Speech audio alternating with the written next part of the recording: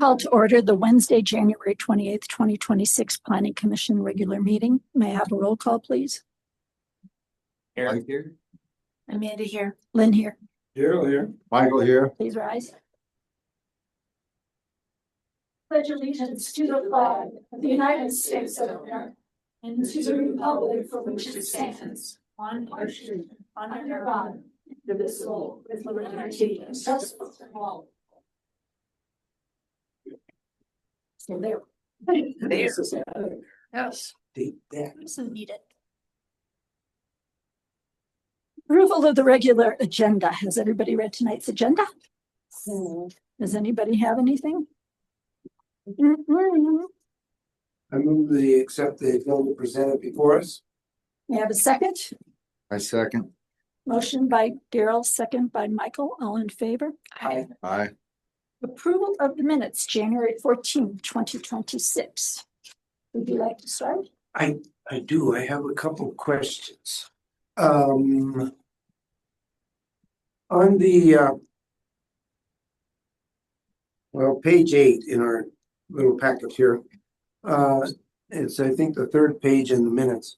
It's talking with Phil, the superintendent. Yes. I know I asked him about if they would be able to open it up to first responders and all that available for the housing. And he flat out said, no, just no concern. Yes. I was wondering if what we have in the minutes is appropriate or enough to verify that steadfast no.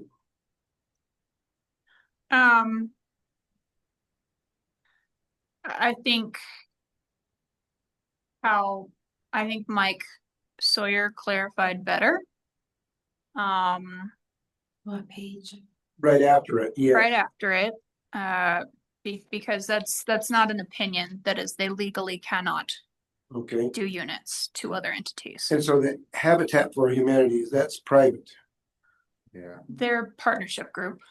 Their partnership group, but that's in the private part. They have their own applications, I think, Daryl, with their own requirements. Is that right? Yeah, I believe so. Oh, So that okay. was like some of the open questions that I think we have for next time. Okay. Yeah. Okay. And okay, well then the second thing, we did receive a letter from Christy Hockton, didn't we? Yes. Yeah. Do we need that in the minutes? I summarized that in the minutes. Yes. It's on page 8 of the minutes, so that'll be page 10 of your packets. Madison H. read into the record Christy Hockton's letter, which is summarized below, and then there's several sentences of summary. Where? Oh, I see. Oh, okay. I see it. Thank you very much. Anybody else have anything on the minutes?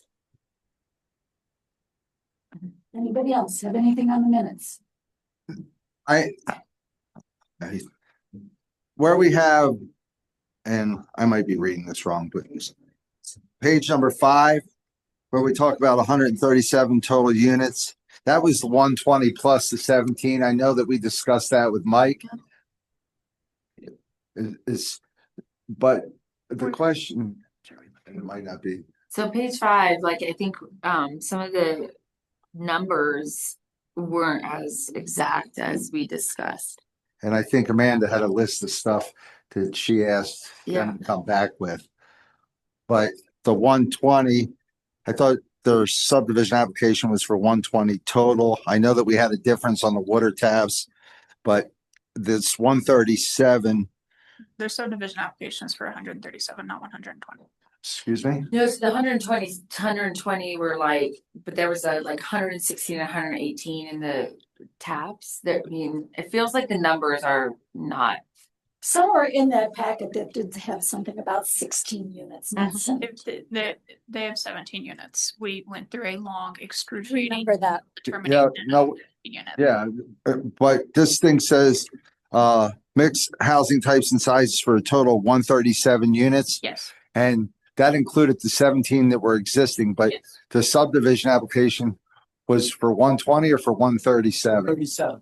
Okay, thank you. So I'm thinking that like maybe Mike is looking at on the top of page 6, because he asked after Scott did that whole, Scott did the introduction, Mike asked about the discrepancy in the units, and I feel like the paragraph at the top of page 6, maybe we should go back and listen to the full breadth of that and describe those. I think that's where it is at the top. Yeah, that was like a vague, open-ended answer that I don't really know if we got a I don't think specific we got on. a specific answer. I think Tom Braun addressed it later on, and then it was addressed even further later on. I mean, the minutes are chronological, and Mike did say, we're not going to address that now. Tom, the applicant will address it, and then the town will. Mike said have Tom address it, and Tom's response was something along the lines that they thought they might need that for the existing Yes. school building or something, but that was just vague, and we can re-clarify that at the next meeting. Anybody else? Good memories, guys. Thank you. So with that, may I have a motion? Make motion to approve the minutes. January 14th. Of Wednesday, January 14th, 2026. I'll second it. Motion by Michael, second by Daryl, all in favor. I Aye. Declaration of conflicts of interest. Anybody? Nobody? Special presentation? Oh, public comment. I'm sorry. Citizens are invited to come on any item that is not on tonight's regular agenda. We have nobody in the audience. Is there anybody on Zoom? No one with their hand raised. Presentations are limited to 5 minutes. On special presentations, we have none. Design review and land use public hearings, 0216 Miles End Lane, and I understand they are on Zoom. This is a 5-bedroom, 5,245 square foot single family home measured to the midpoint of the roof at 27 feet 9 inches, which is under the 28-foot height limit. Parking is adequate with 4 off-street spaces. All setbacks are respected, and the proposal is under the allowable lot. Pervious coverage limitations. They have more snow storage than is required by the code at 512 feet. The town engineer did identify that the plants are labeled as 100 or 126 miles in instead of 216 miles in. Just the numbers were transposed. That's fine. It should be corrected on the building permit set, but it's not really material to y'all's review. So staff is recommending approval. Anybody have anything? I have a question. The square footage is 5,245, but on the little design review application, they have total square footage 4,070. Well, how? I don't understand. Look. That one was like maybe lots. Good catch, Daryl. Oh, that's the impervious surface. So Building footprint is 3418. right, so the impervious surface of 4,070 is going to be the building envelope plus driveway. Whereas when I say the house is 5,245, that's building envelope, first story, second story. Okay, so you're adding the second story. So this doesn't give the, Does not give the total square footage. okay, I understand now. Thank you. Anybody else? So I have a staff question. So in this packet, which I think is the first, all of the building permits are now redacted. Is that something that we now have to do for like in 2026?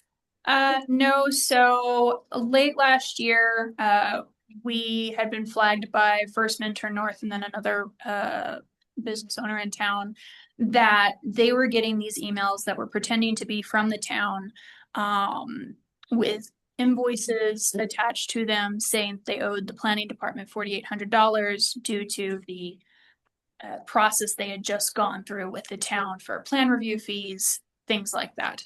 And we're presuming, since it swept through Minturn North first, that because everybody's application form is in the packet, which is online, it's easy to scrape that data. And so that's why it was going through them. So from now on, until we generate a different form that doesn't have any identifying information, we will be redacting information that people can then use to contact the owners. Same thing is happening throughout the county. Eagle County just instituted the same kind of measures. They're gonna redact or not show any personal information. Yeah. Might work for a bank. And do we have any, I mean, because in the background for like the actual building permits, all of the information is there. So like on the actual I would call it the transactional level that shows, what we provided and that information's there and can be. Yeah, this is just a It's copy. Just for the copy. Yeah, this is what will be public facing. Obviously, anybody can still submit an open records request and get the original document.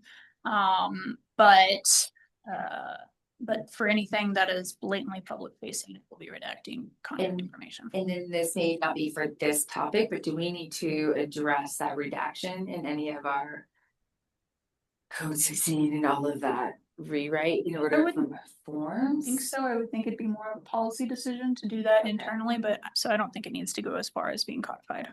Okay. Mhm. Those are my questions. Right, fully not related to the That's okay. application. Yeah, I'll talk to you about it. Why are we doing it? Yeah, it was questionable. Another scam.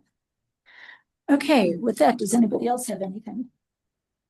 May I have a motion? Can I have public comment be open, please? Oh, I'm sorry. Open to public comment. Nobody in the audience? No hands raised. No hands raised. Close public comment. Thank you. I make a motion to approve final plans for 0216 Miles End Lane. Second. Amanda Beecher. Motion by Michael, second by Amanda. May I have a roll call vote, please? Michael, I. Daryl, I. Lynn, I. Amanda, I. Eric, I.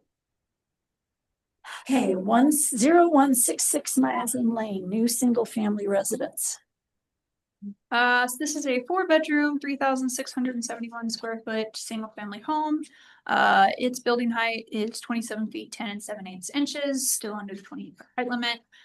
Parking's fine with 4 off-street spaces. All setbacks are respected and the proposal is under the allowable lot and impervious coverage limitations. They have more snow storage than is required by the code at 450 square feet. Staff is recommending approval.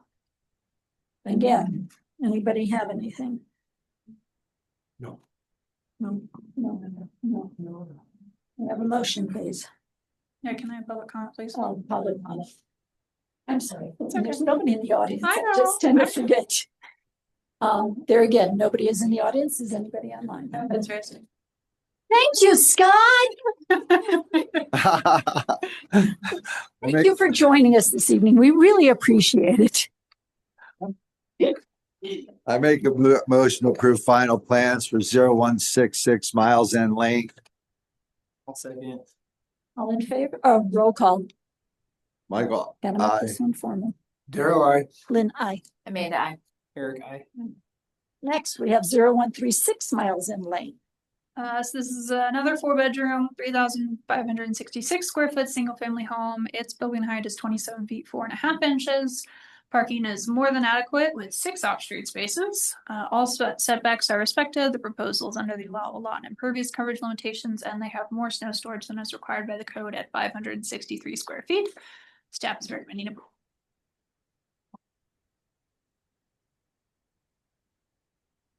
Anybody? No. Motion, please. Public comment. Oh, audience. We even have an audience member now. Go sit back down. Nobody in the audience. No comment, public comment from the chair. No hands raised. No hands raised. Close public comment. Thank you. I move that we accept the planning for us for 0136 Miles End Lane. I second. Motion by Daryl, second by Michael. Roll call, please. Michael. Aye. Daryl, I. Then I. Amanda, I. Eric, I. Next, 0221. I'll get it this time, Scott. You don't even have to sit out there. Yeah, Tim. You could bring both.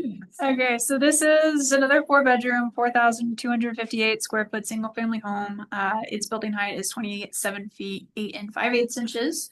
Parking is fine with 4 off-street spaces. All setbacks are respected, and the proposals under the allowable lot and impervious coverage limitations. They have more snow storage than is required by the code at 487 square feet. The town engineer did flag that there's a relocation called for fire hydrant on the plans that differs from the approved utility plans. The utility plans will need to be updated to reflect this change. That's a separate issue and doesn't really have any bearing on this DRB application. So staff's recommend approval. Does anybody have any questions of staff? No. No. No. Open to public comment. There's nobody present in the town building Except for us. for us. No hands raised. No hands raised. Closed public comment. May I have a motion, please? I make a motion to approve final plans for 0221 Miles End Lane with condition to update utility plans showing fire hydrants, new location per Jeff Spinell. I'll second it. Motion by Michael, second by Daryl. May I have a roll call vote, please? Michael, I. Daryl, I. Lynn, aye. Amanda, Eric, I. These two are busy tonight. I know, I'm just letting him go. Thank you, guys. Thank you, Taylor. everyone. Thank you, John. Taylor. She already left. You already left. Discussion direction items, Minturn Forward Land Use Code Update, Article 3, Subdivision Development Standards. Thank you, thank you. Matt, are you out there? I am here. Welcome, welcome. Man, I Thank you. feel like I haven't heard Matt's voice in 6 months, Matt. Where you been? I've been here.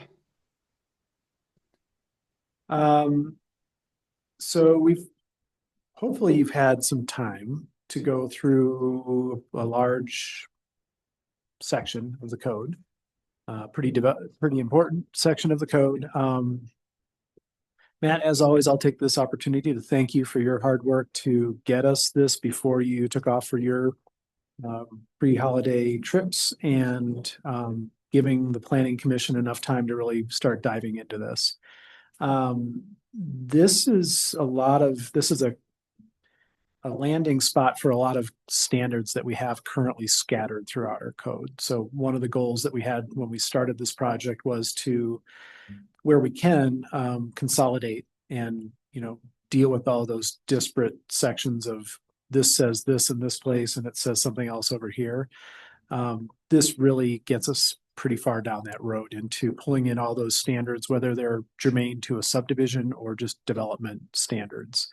And I'll stop there for a moment. Madison put together the memo for this packet just to kind of summarize what it is you received before Christmas and the specific areas that we really wanted you to focus on. But that doesn't mean we can't talk about anything else. I expect that we're going to go through this the same way we've gone through other sections of the code, page by page, and however you want to do that. But I don't think it'll take very long because I don't have very much on it. I don't know if anybody else does, but let's quickly start that way. okay, Matt, do you have anything before we get into this?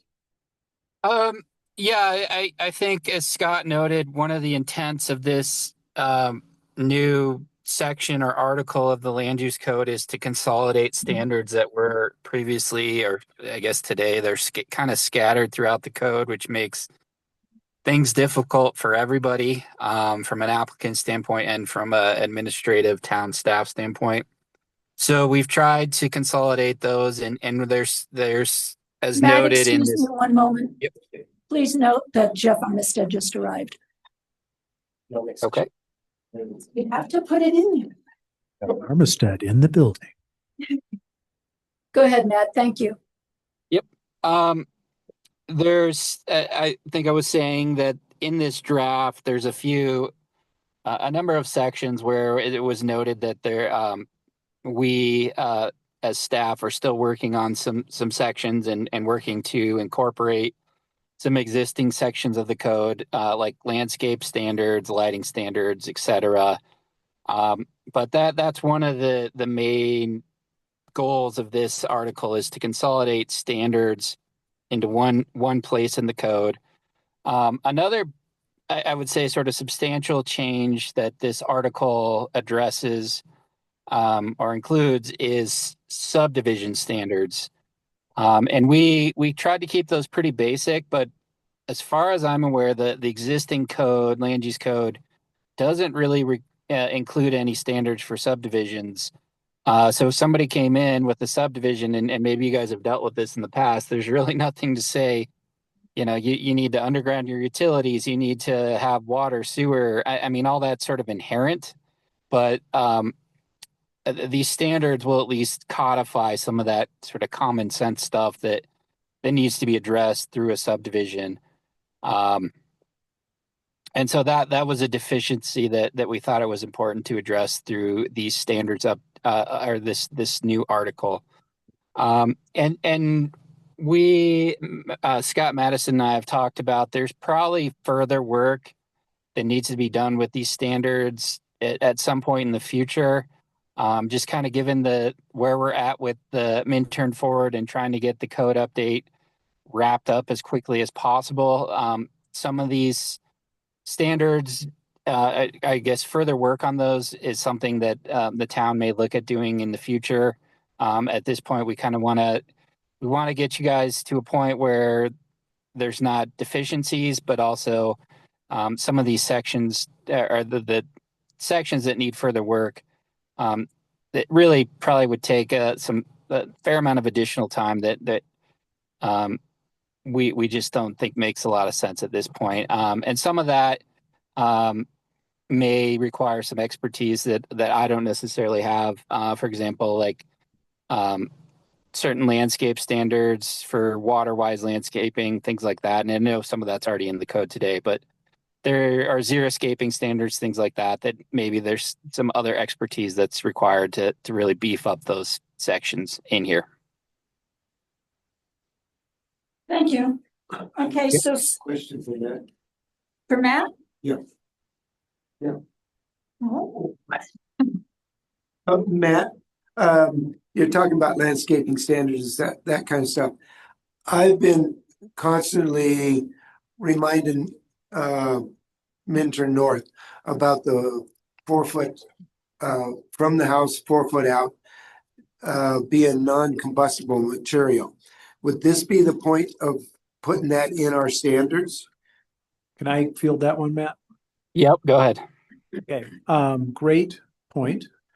So we have a pretty robust landscaping section now, and the last time we updated it was a couple of years ago, and we really focused on water-wise landscaping. No sooner did we adopt that than maybe you or maybe the planning commission said, "Hey, what about fire-wise?"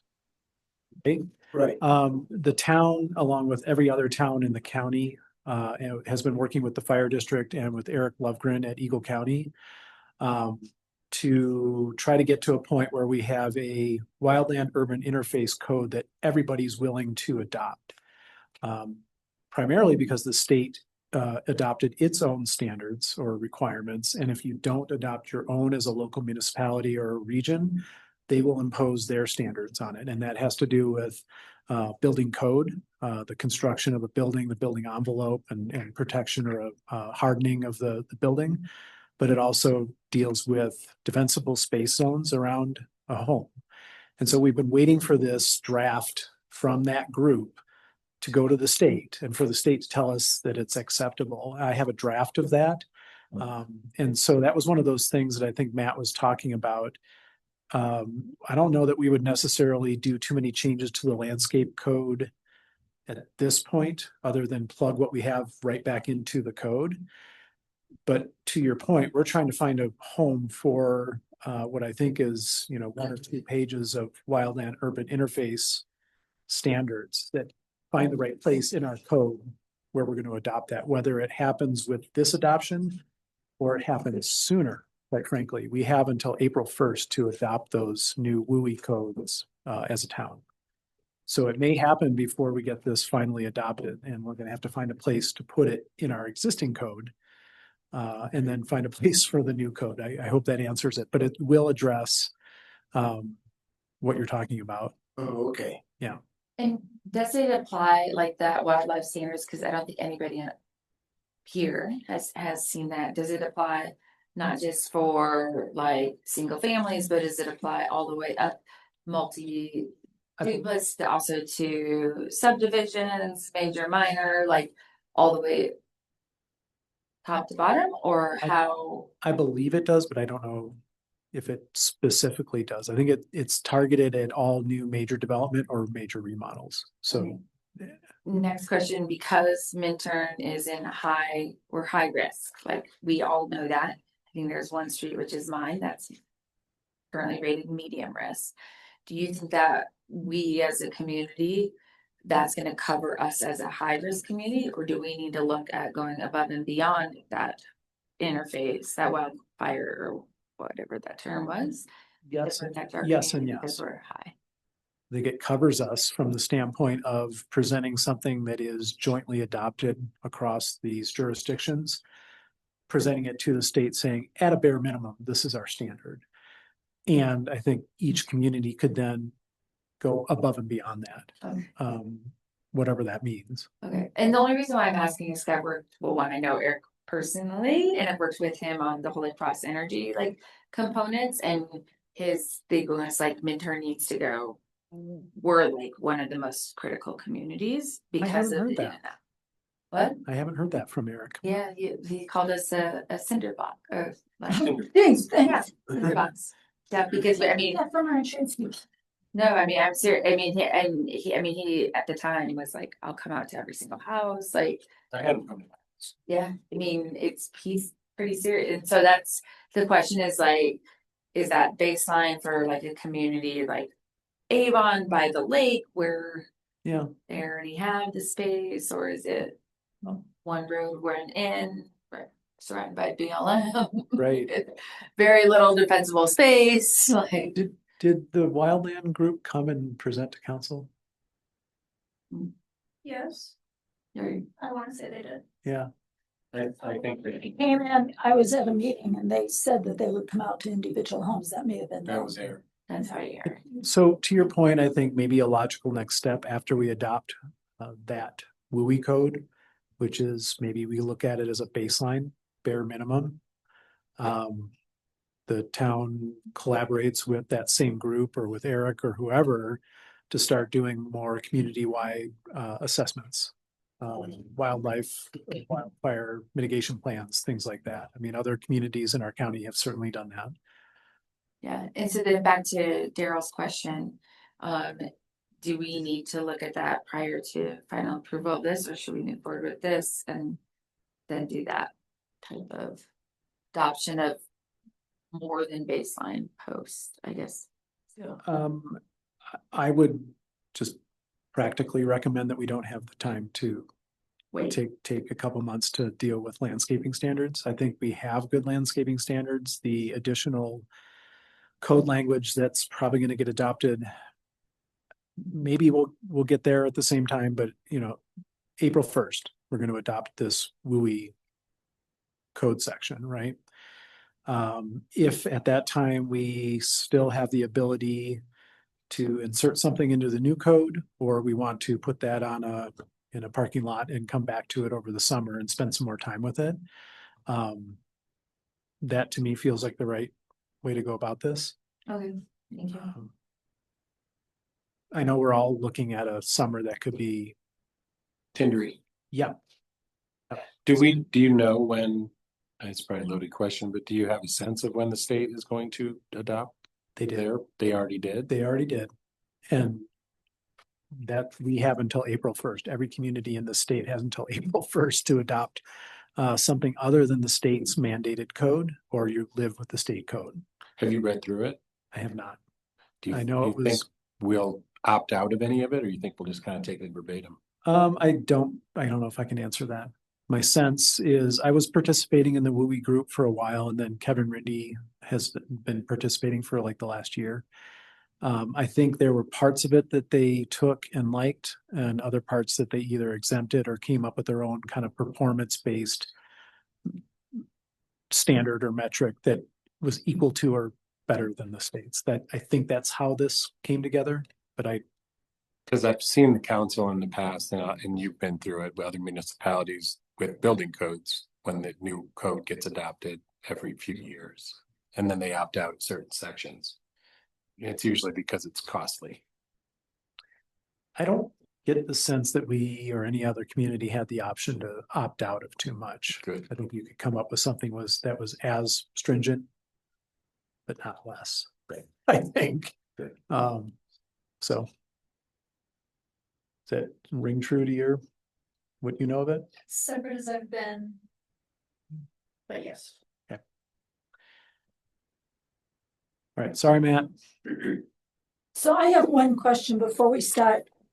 We got through tonight. This is the packet we got in December. Which the first 2 pages are not on top of this. Right. Memo was written. I have one question. What is a flag lot? Ooh. That is a lot that, Matt, jump in if you have a great example, but a lot of times you get subdivisions where someone's looking at a piece of property and they're like, I have to meet a minimum lot size, but I want to create 5 lots. And in order to do that, I have a lot that's kind of like this, but then I have to wind this other thing down and touch the road. It sometimes has to do with minimum frontage requirements. If we have a minimum number of feet that has to front on a public street or an access way, you do these contorted lot lines. So you bring this flagpole down to touch the street. That's my understanding or experience dealing with flagpole lots. Matt, do you have any other color to add to that? Yeah, I mean, it essentially looks like a flagpole with a flag up top. You have, and actually, my neighbor down in Rifle has, it's a great example because it's a flag lot. Their driveway extends down to, I don't know, 100 or so feet to touch the public road, and then the bulk of their property is sort of tucked back behind my property, and so it's this kind of weird configuration of lots, because the majority of the other lots along this street are sort of traditional size. They're rectangular shaped, things like that. And I know just from personal experience with my neighbor, there's it can create problems. They thought they owned more than what they owned, and so access can be a little weird because you're just have this tiny sliver of land that connects you to the public road, and then the bulk of your property is way back. So and I know we're not at that point, that part of the article yet, but kind of oddly shaped lots, that there's a variety of issues that can be associated with them, and I think access would be one of those, and then also just the feasibility of developing those sorts of lots can be a little tricky. So that provision tries to get away from allowing folks to do weirdly shaped lots, to Scott's point, to try and maximize the developable or get the maximum number of lots out of their property that they're maybe trying to subdivide. So is there any reason we would need a definition in our glossary on that? Yes. Okay, so can we just make note that should be in there? It's under Yep. section 16.3, blocks and lot standards, section 3, number 3 under B. There's an example of one in town. Burnett's property here, just on the other side of the road over here. The whole strip of the field is, I think, 3 feet, maybe 4 feet wide. And it goes all the way down to the road down there, and then it's a square, almost not really a true square that the road is on. The reason why they did that is they wanted to have so much of a contingency next to the town. They needed enough square footage or something like that for to be part of that town. The only place I could think that anything even similar to that, and it's not, is in the 200 block on Main, that one house that was this with the horse in the front yard that Tom Sullivan did. It goes back, but then it goes back to the left because the property kind of angled behind. That's a dog leg. That's a what? Dog, Dog leg, Dog leg, okay. that's funny. different than. Dog leg too, Matt. I have a question for Matt or staff, and then I have a question for you, Madam Chair, prior to us starting. First question, the question for staff is as we're going through this, these highlighted yellow areas, is that some specific direction you want? Even if we have other stuff that is direction, a lot of these yellow things, for what reason are they highlighted yellow?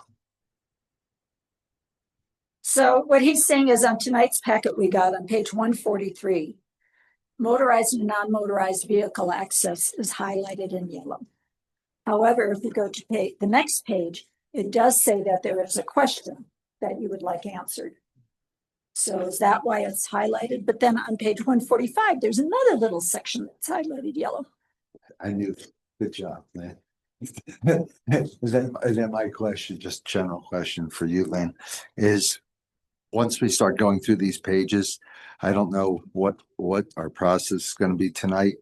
So the question is, if some stuff, like some of us might not have any questions on the page, and some stuff, if we have a thought on the page, are we going to go through it like we have in the past, to where we mostly agree? I'm going to bring up the page number and I'm going to say, does anybody have any questions to this page? And if you do, you're going to go for it. If not, we're just going to skip through it. Right, but what if we do have something At that that we point. want at that point? Yes, Are we gonna say, does everybody agree or whatever?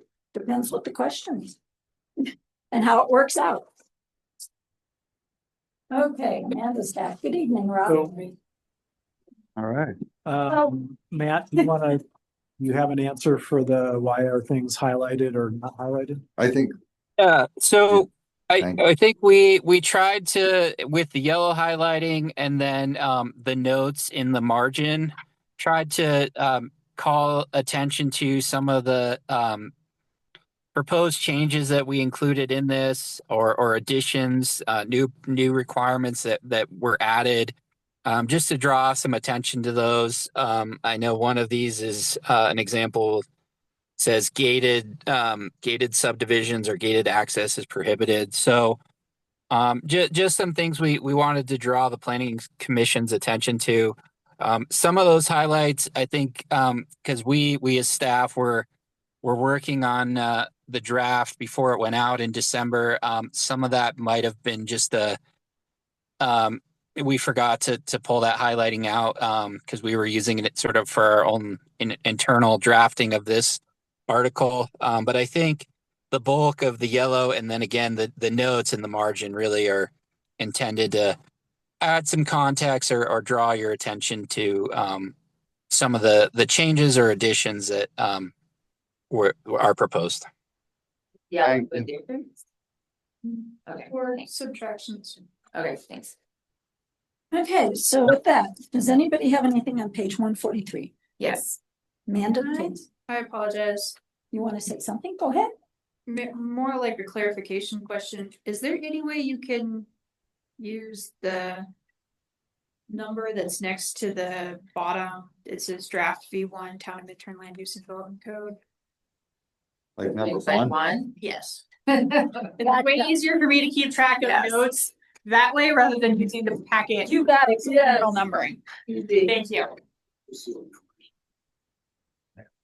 Yeah, that one.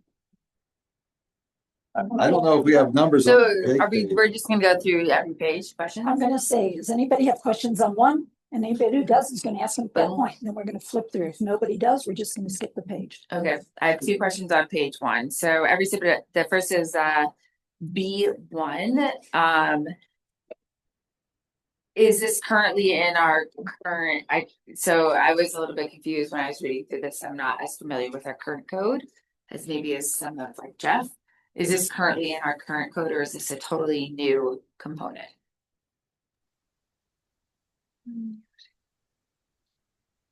The statement that says the standards apply to pretty much all subdivisions and any development in town. Is that No, what you're- B1 around motorized and non-motorized, and then the section that's on every subdivision or development must be designed to provide safe, convenient. It's under cash and lieu option. Where? Oh, you're in the memo. So you're on page. Oh, you're on the memo. Oh, I'm sorry. I was looking at the. Oh, I'm sorry. I can go down to, never mind. I think you're on B1, right? Yeah, we're on what? That's okay, we can answer. Wait, I'm not right here. Yes, so no, that's. What do you mean as caption? That's a- Caption for a non, oh, That's over here. That's a good question. is it in our current code? No. No. Okay. And No. then if you go to the next page, which this is Matt's memo, it says, question for planning commission, staff is requesting. Planning commission, yeah.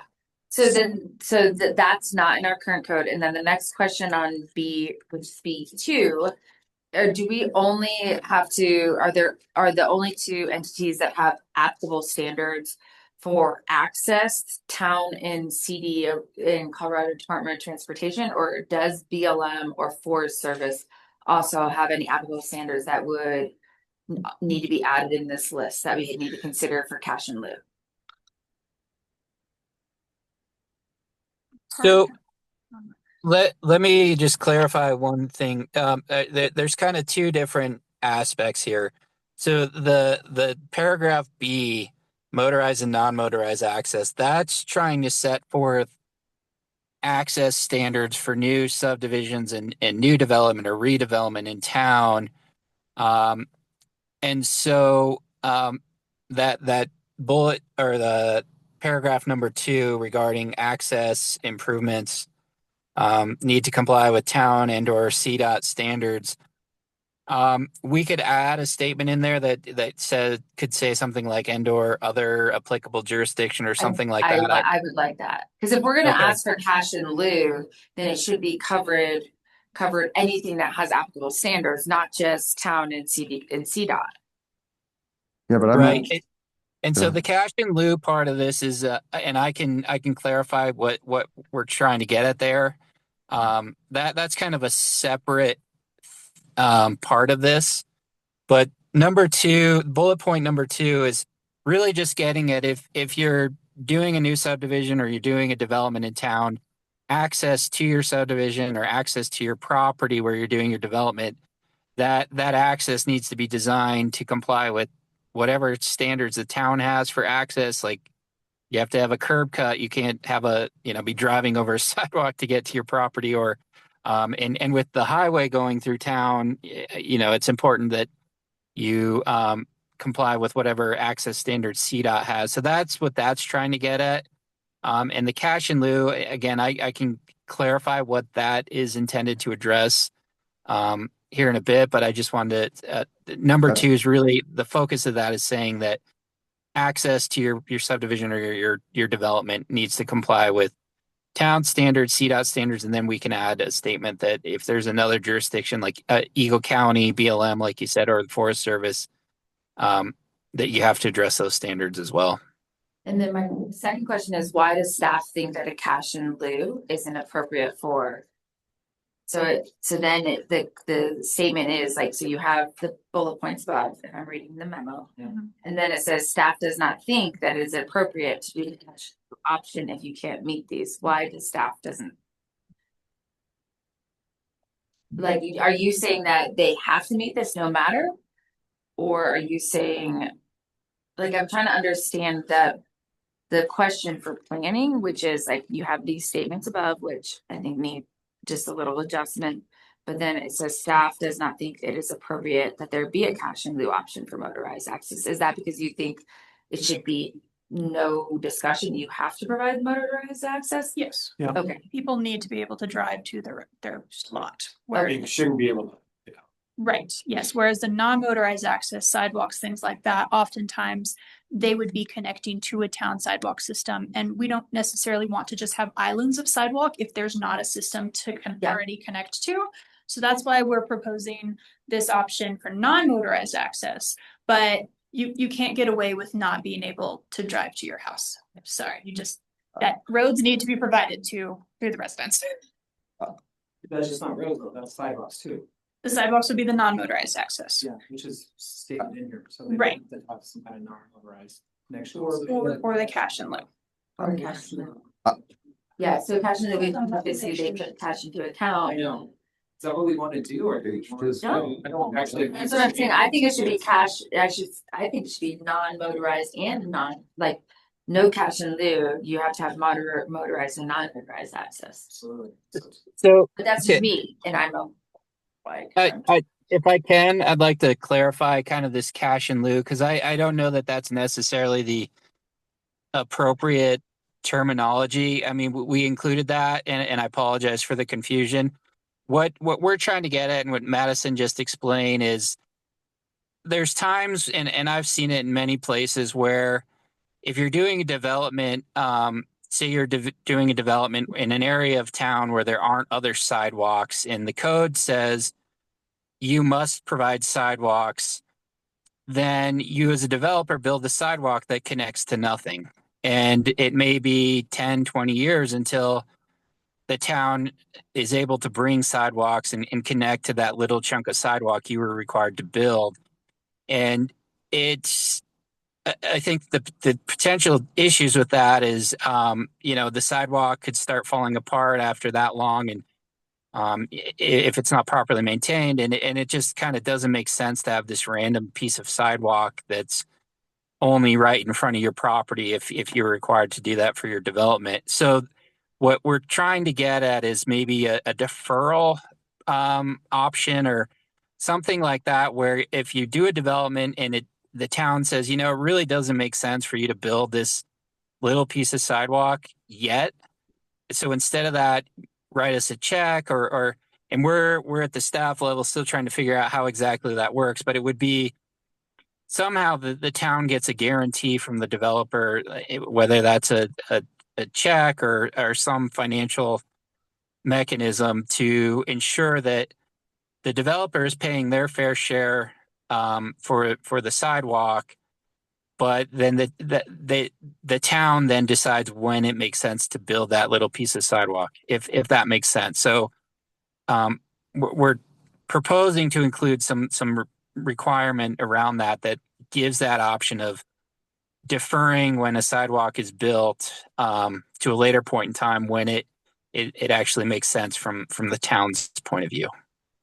But you're only deferring so by that, you're only deferring non-motorized access with the option of cash in lieu. Yes. Correct, because as Madison noted, you can't really have a development without motorized access. That's going to upset a lot of people if there's no way to drive to your house. And then with the cash in lieu, what's the guarantee that they have to do it if you do the cash in lieu, or do they just lose the cash? I think if the town receives cash in lieu of requiring them to do that, it's up to the town. And that really puts the onus on the town. This is something we talked about at the staff level. I believe it's a goal for the town to come up with some capital improvements plans, and also maybe look at a connectivity plan for the town. We have obviously plenty of time and money invested in very detailed plans for sidewalks on Highway 24.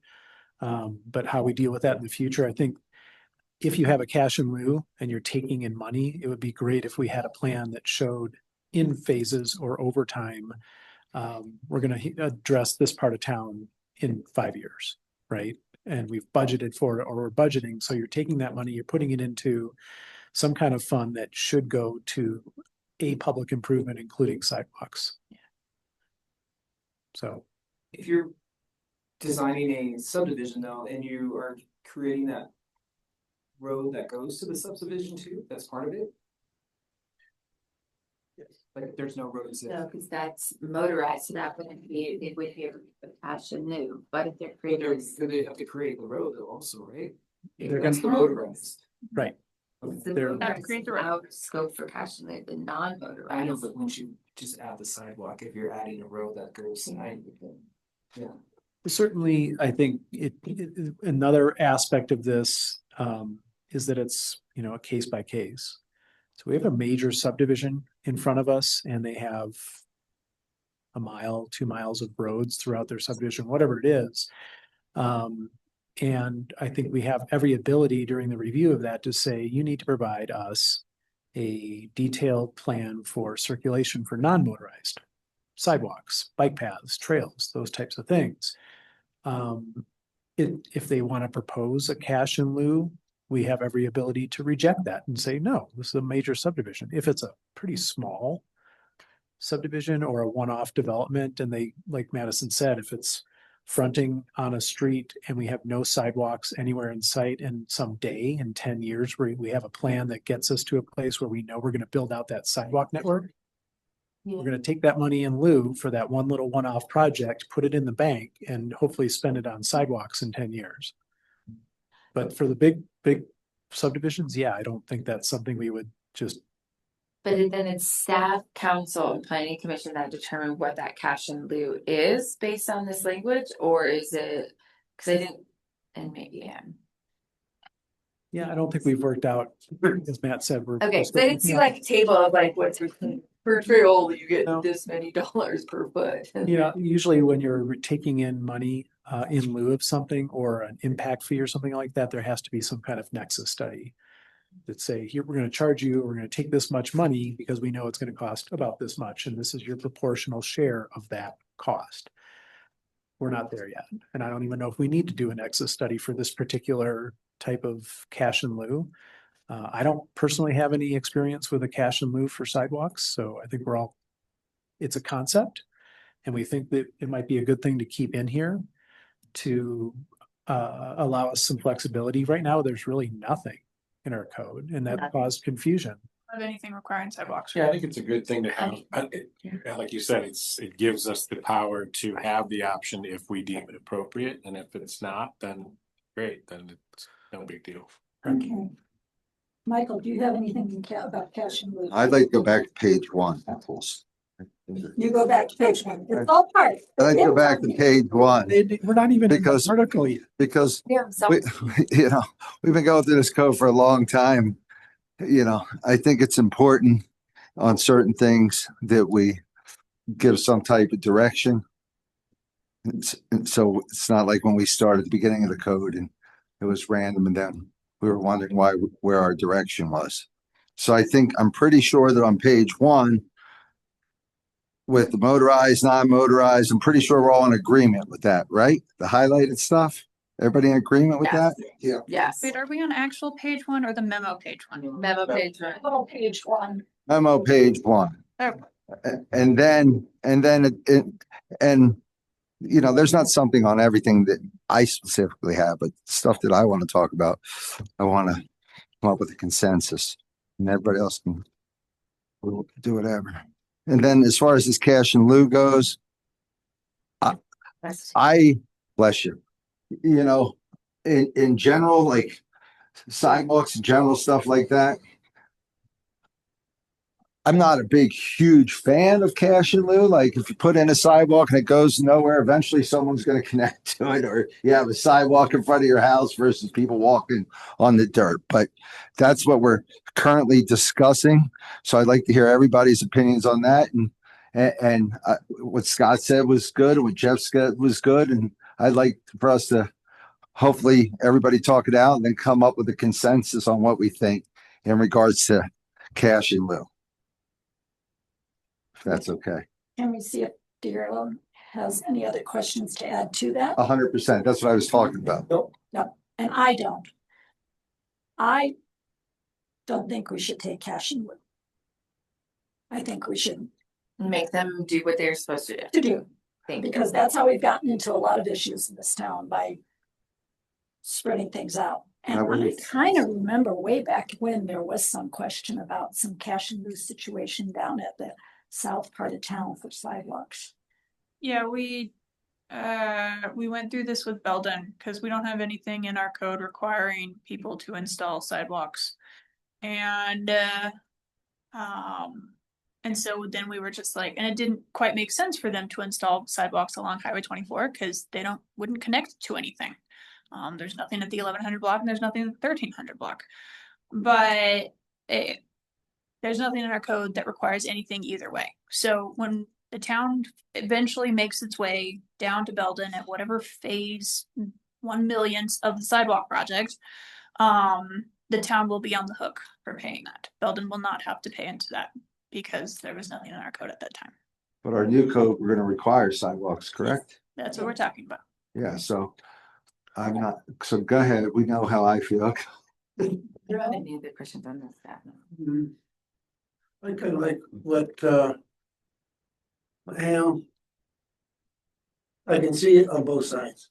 The situation in cash and lieu, but how to control that is where my question is, how to control the funds. We'd have to set up some sort of program or some sort of mechanism to make sure that that's set in there. Rather than say that money's spent for water treatment plant. Mhm. See what I'm saying? That's- That's the only thing I'm concerned on. If there was something specific. My questions on the staff memo were answered. Everything else is in the actual. Left you? What's your opinion? It's pretty gray. I mean, I like having the option, but not having the rest of the legwork that we would have to do, like Daryl said, and work with the attorney to figure out what the language looks like, and then to Daryl's point, having a specific account with that money is, it's not going into a general fund or it's not falling into the wrong bucket so that it gets used for something that it's not supposed to be used for. And then again, it's just such a unique case by case basis that there could be any number of projects in town that it may be appropriate for, and then other projects that is not appropriate for. So I don't necessarily mind having the language in the code that you might use someday. And if there's no language, if it's just, we have the option for the attorney to come up with the language someday and we develop this further, then this is kind of like the first step to me of having that. To Lynn's point though, like, again, if you're just kicking the can down the road and it's not fully vetted and you're not taking in enough money, let's say you pay in whatever, you're gonna have an engineer, somebody's gonna come up with an estimate of what this piece of sidewalk that you're trying to opt out of and pay for. You're gonna have to come up with a number and throw a dart at the wall and say, I think it's gonna cost $75,000 to put in that sidewalk someday. And then, okay, we all agree and it gets through council and everybody agrees, and then the developer writes the check. And then that sidewalk it's not even appropriate to build it for 10 years. The sidewalk in 10 years is probably 150 grand. And then that 75 grand isn't gonna cover it. That's right. So how good was it that we took the 75 grand and now we're on the hook to put the sidewalk in? So it's just better off to have, like, How about, to your point, maybe you just put the sidewalk in and it's an island. someone's always gonna connect. So eventually, I mean, I'm used to that in my world where if you build something and you have a piece of sidewalk on the left and right of you, it's on you to put in your section. And it's always nice, even if you're walking on a spot where there is no sidewalk, where you're actually walking on a sidewalk, and especially since we mentioned Belden Place, especially, at some point, even if it was a sidewalk to nowhere, It's still safer. it would be, yeah, correct. So I think we potentially, if we came to a consensus that currently we don't agree with the cash in lieu at this point. And whatever. Eric, you Yeah, still no, haven't said anything. Go I ahead. agree I'm too. sorry, I think Eric. cash in lieu is just coming from a place where there is no non-motorized access. I feel like we need to have that really set up because people need to ride bikes, they need to walk, and it's not very safe to be walking. I mean, I think that just makes it to where we will connect it at some point. I think we need to do a better job of connecting all these places with sidewalks and places where kids can actually get into town without having to worry that they're gonna get run over by whatever on Highway 24. So there, The school just said that no kids allowed any place on the road to Highway 24 because it's so dangerous to walk in. Yes, it's such a blind spot coming around that corner, especially with anything icy. And you can't stop. so therefore, I assume that and I want confirmation, the consensus of if cash in lieu option is deemed appropriate or not, everybody's saying it is no. Yes, Correct. correct, correct. Correct. So So, now we're on it- page, the rest of page Sorry, two. Is there anything else? can I just And ask that's for, I'm sorry, Matt, go ahead. Page oh, 2 I of the just wanted to staff. clarify quickly. Because the cash in lieu, putting that language together could take some time. And what I heard is there's not really interest in having a cash in lieu option. Is that correct? Or did I hear that wrong? Is correct. You have good ears, Matt. All right. We will not spend any time working on that. We'll just say, the requirement will be you have to build the sidewalk. Yeah, you And have leave it to at that. sidewalk, alleys, Whatever streets, you- and or trails, I think is the quote for motorized and non-motorized access, the definition. Correct. Okay. So now we're at parking standards, which is the balance of page 2. Does anybody have anything on that? No. I didn't have any questions on I do not. staff. Carol? Nope. Nope. Yes? No. We're on page 3. Does anybody have anything on page 3? Right. Page 3 of the staff memo. All right. So I'm gonna hold my questions for page 3 of the staff memo until we get to that section of the article.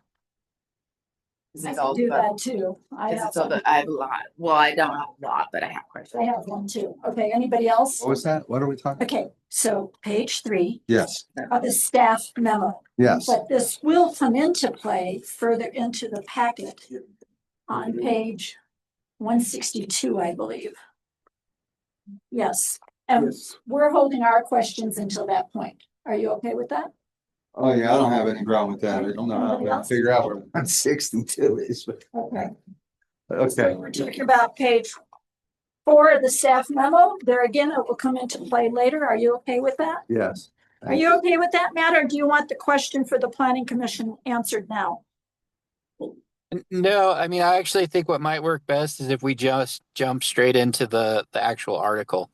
Let's go for it. Page 149 of the actual article. Does anybody have anything there? No. No. I feel like, oh, sorry. I do have, Hold on, let's, Daryl? No. Yeah, okay, go ahead. just to confirm from staff. So previously we discussed the difference between structures and or buildings, which is the new addition in applicability. That is going to be defined in the glossary, the difference between structures and or buildings. And the definitions, yeah. Okay, thank you. There. Page 150 of the article. Which is 2 for Madison. Thank you.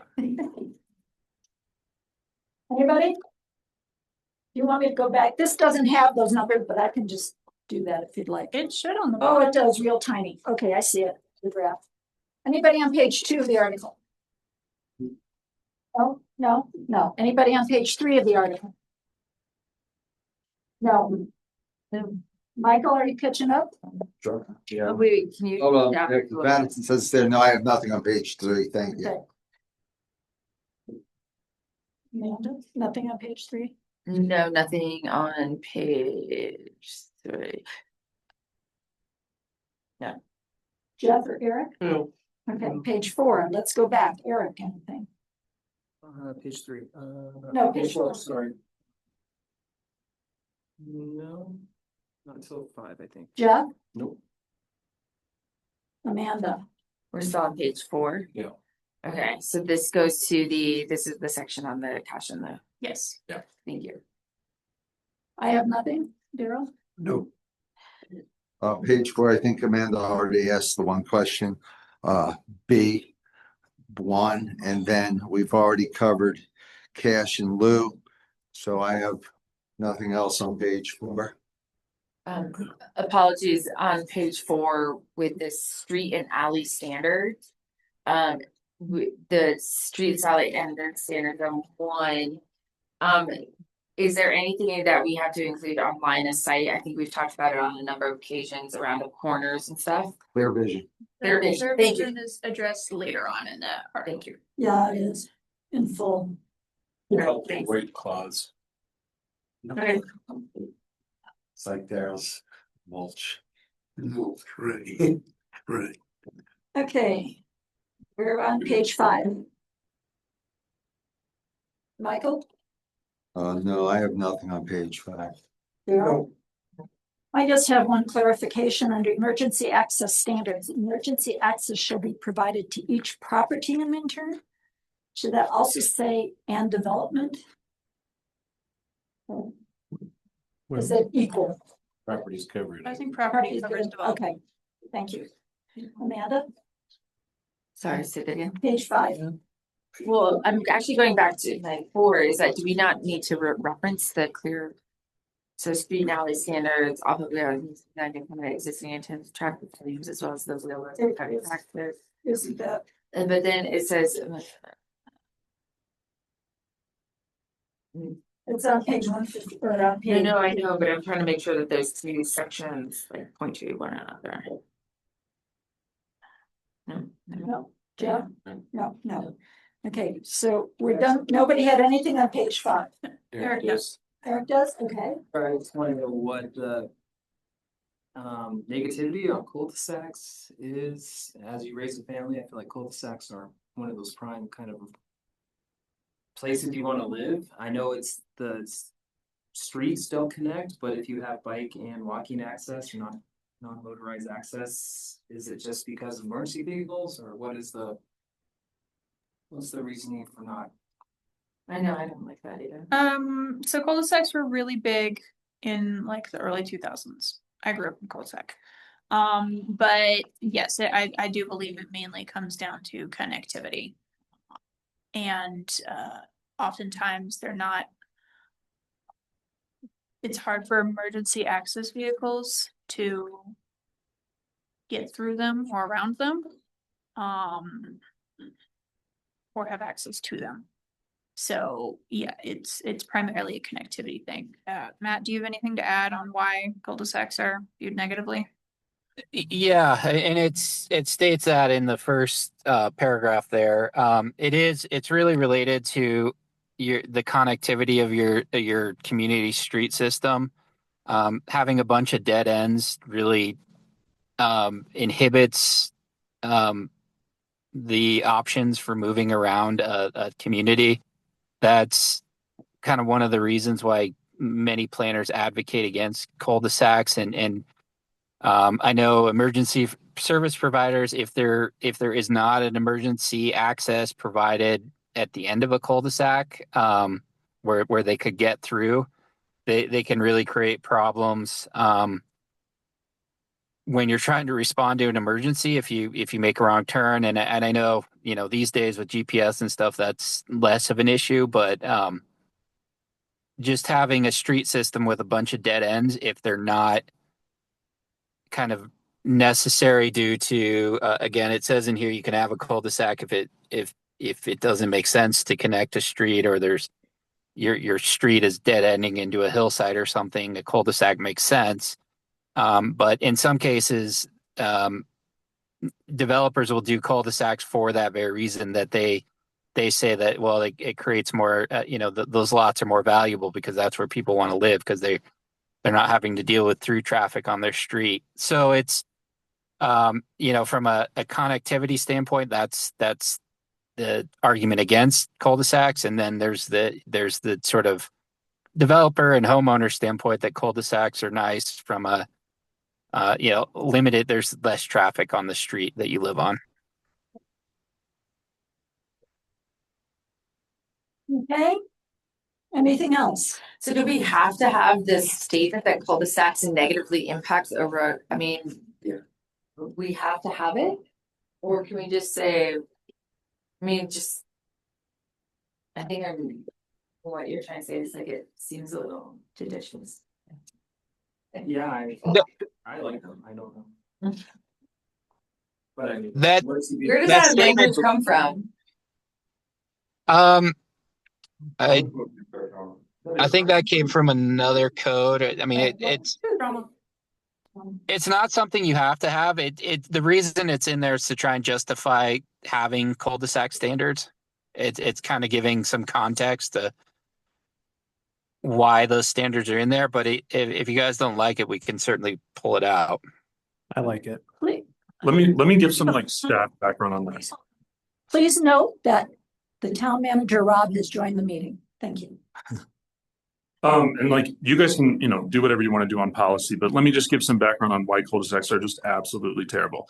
They're absolutely terrible from utilities standpoint. You have a higher maintenance cost and replacement cost on water and sewer lines and cul-de-sacs because they don't loop. They're less efficient. And so you can get dead end water in cul-de-sacs so the water quality is not as good.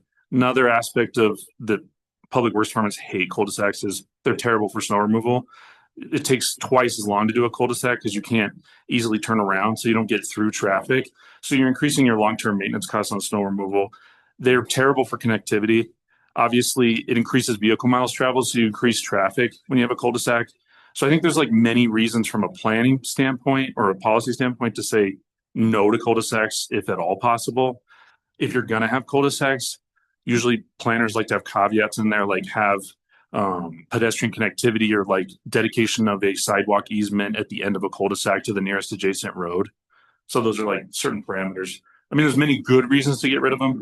Builders love them, people love them, but that just provide that insight. And then I didn't say on cash and lieu, but I think something was missing from that conversation. Cash and lieu can be really valuable because normally it's big on park space and open space. But you'll have a proposal come before you and maybe they're putting like townhomes on like 5 acres and you have an open space requirement of X amount of square feet per dwelling unit. But because the proposal is so small, the amount of park space they would give you is like 1,000 square feet. And you're like, that's useless park space. So what you can do instead is say, hey, dedicate cash in lieu. And we have an impact fee formula for that. So they can put money into an account with the town for improvement of public park spaces outside of their development that would be of better use to you than the requirement to dedicate that space in the park or in that development. Same could be true of sidewalks. Like, I think it would be rare, but somebody could come with a development proposal of like something that's maybe on the outskirts or that wouldn't work that you would never put sidewalk to, but they can put money into that account that the town could use for building sidewalks somewhere like on 24 where it's more useful. But I don't think that was the full picture on cash and lieu. So I think it's more like an impact fee. Yeah, it would. I think staff would probably, when they come before you with a petition, would say this is perfect for cash and lieu because it does not work here. It's kind of what I think their goal was. I could see it with parks possibly, but with sidewalks in this town, when you've got the highway with sidewalks on only one side and the other side never developed with sidewalks. And now we have all these issues trying to get the money and trying to get that done and creating issues with people who say, well, but we've always used that area before for parking things. I think it would have been best if we had the sidewalks put, way back when. And I think that's something that we should try to avoid. And you're like you say, depending on the location would make a difference. But parks wasn't part of the cash and lieu discussion. It was motorized and non-motorized access. As a reference that Okay. because the conversation is like, why would the town hold money to build a sidewalk later? Sometimes cash and lieu is very valuable because you would never put it there. Okay. So maybe, and I'm trying to think if you guys had a proposal or thought of a place where it's like, if they put sidewalks there, it'd be totally pointless and the town's never gonna connect it. It's just that it could happen. And I think that's what the staff are thinking about. I'm trying to. We've always had the issue of where can we get the money to put the sidewalks and how do we get the people to agree to them? One, it just seems like you would be doing more of a policy for any development at that point. Whereas an impact fee and probably wouldn't be used a lot for most places, but it would generate a lot of money to be used somewhere else. Exactly. You could think of a thing where somebody would do a minor plat, maybe they're doing like 6 lots. and they want it to be like seclusive or gated. Sometimes that's a good example. And you're like, well, you have to put sidewalks in there because our code requires it. But it doesn't actually promote connectivity because it's a gated cul-de-sac and it doesn't bring any value to the town. But instead, they could pay you $150,000 impact and fee, and then you go, oh, we could use that for US 24. Like that's usually an example that. Yeah, I mean, I can see that. The gated, okay. Or somebody says, hey, we have a mini plat and we only want to put sidewalk on one side. Yeah, I like to say something. Well, I think so. Can I say something? Well, Amanda was about to. No, I don't. You don't care anymore? I do care. No, but. You care. You do. I think that, you know, cash in lieu in response to what Rob was saying, I think that cash in lieu where we went with it, I think that was a good point. I think, you know, what Rob hit on was what Jeff hit on, but I don't think we have everything put together where the money's gonna go and how it's going to be distributed and who's going to decide that. We were talking about the motorized vehicles and those passed specifically. So I think that we currently hopefully still, I think we're still pretty set on that. We already made a decision on that, but I think that Rob's point on the cul-de-sacs is an excellent point in regards to utilities, snow removal, just general nightmares in that regard from a building aspect. I think that makes very good sense. I agree with the cul-de-sac also. Anybody else? With keeping the language in or keeping the language out? Keeping the language in negatively. The other thing is, I think there's a lot of places in the town where we only have one way in and one way out, and that's. I mean, I just don't see it. I feel like it's an objective, like a subjective statement that doesn't necessarily is consistent with the others, I guess, components of the, like, it's the only section that we've said, okay, these guys are negative versus just saying, hey, these are the standards that you have to meet. If they meet the standards for the cul-de-sac and they meet the utilities and they meet all this, then why do we need that statement that they're negative? Well, it doesn't. And it doesn't add any, like, I guess, benefit or. Doesn't say you can't do it, just says be frowned. We frown on it heavily, but what if in the future that we don't have, like, everything is like non-motorized and all the utilities are some other way, and then we still have this, hey, you can't do this, and it becomes. It doesn't say you can't do it. It just says. It's frowned on. What are you saying, man? To just leave the language out? Is that what you're saying? It's really useful to you though, because if somebody comes in and they have a proposal, just think about like a preliminary plat and you don't like it and they have like 4 cul-de-sacs in there and you're just like, this is a terrible plat. You can go, hey, E number 2 says this is discouraged. So it could be very useful for you in a hearing. And what you're saying in response to that, Rob, is in regards to that, we could also say, yeah, actually on this specific one, it works. Is that correct, Amanda? We could, if they met the requirements on to ABCD. Right. I see. Leaving the language in there is fine. I'm fine. Can we correct though, underneath 2, we have 2 C's, we should go EF. Yeah. Thank you. All right, so we're good. We're all good there. Yes. Yes. So now we go to page 6. Does anybody have anything? Gated access prohibited section. Sorry, Rob. No, I mean, it's a good provision. I just was trying to think of. Did we go, we're not revisiting what Rob said about the cash in lieu, which is on page 4. No, we're done with that. Okay, so we're on page 6. Yes. Awesome. So, you know, this is even more negative. Gated access. I know. Unless you're. No gated communities here.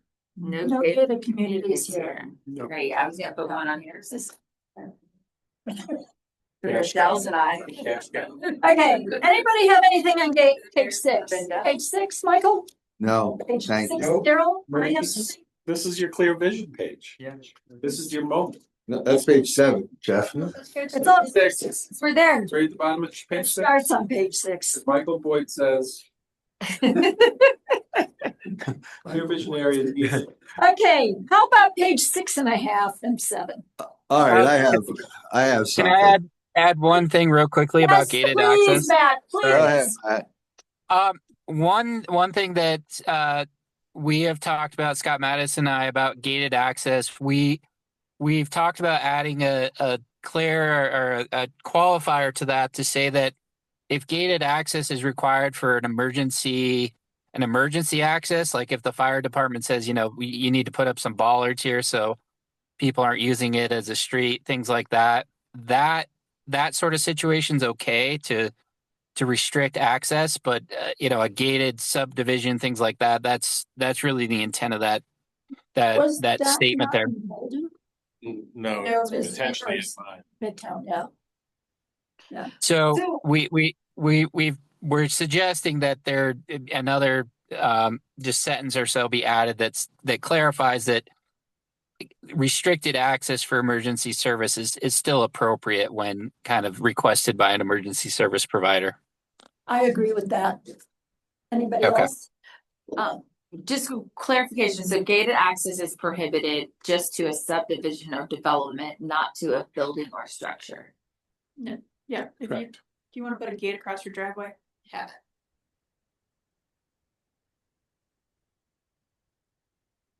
All right. The public, if there's public access through the property and it's just a single structure or building, can they put the gate? And what I'm thinking about is there's been a lot of public land that go through here, like even the one that's up on Taylor and then Tigawon.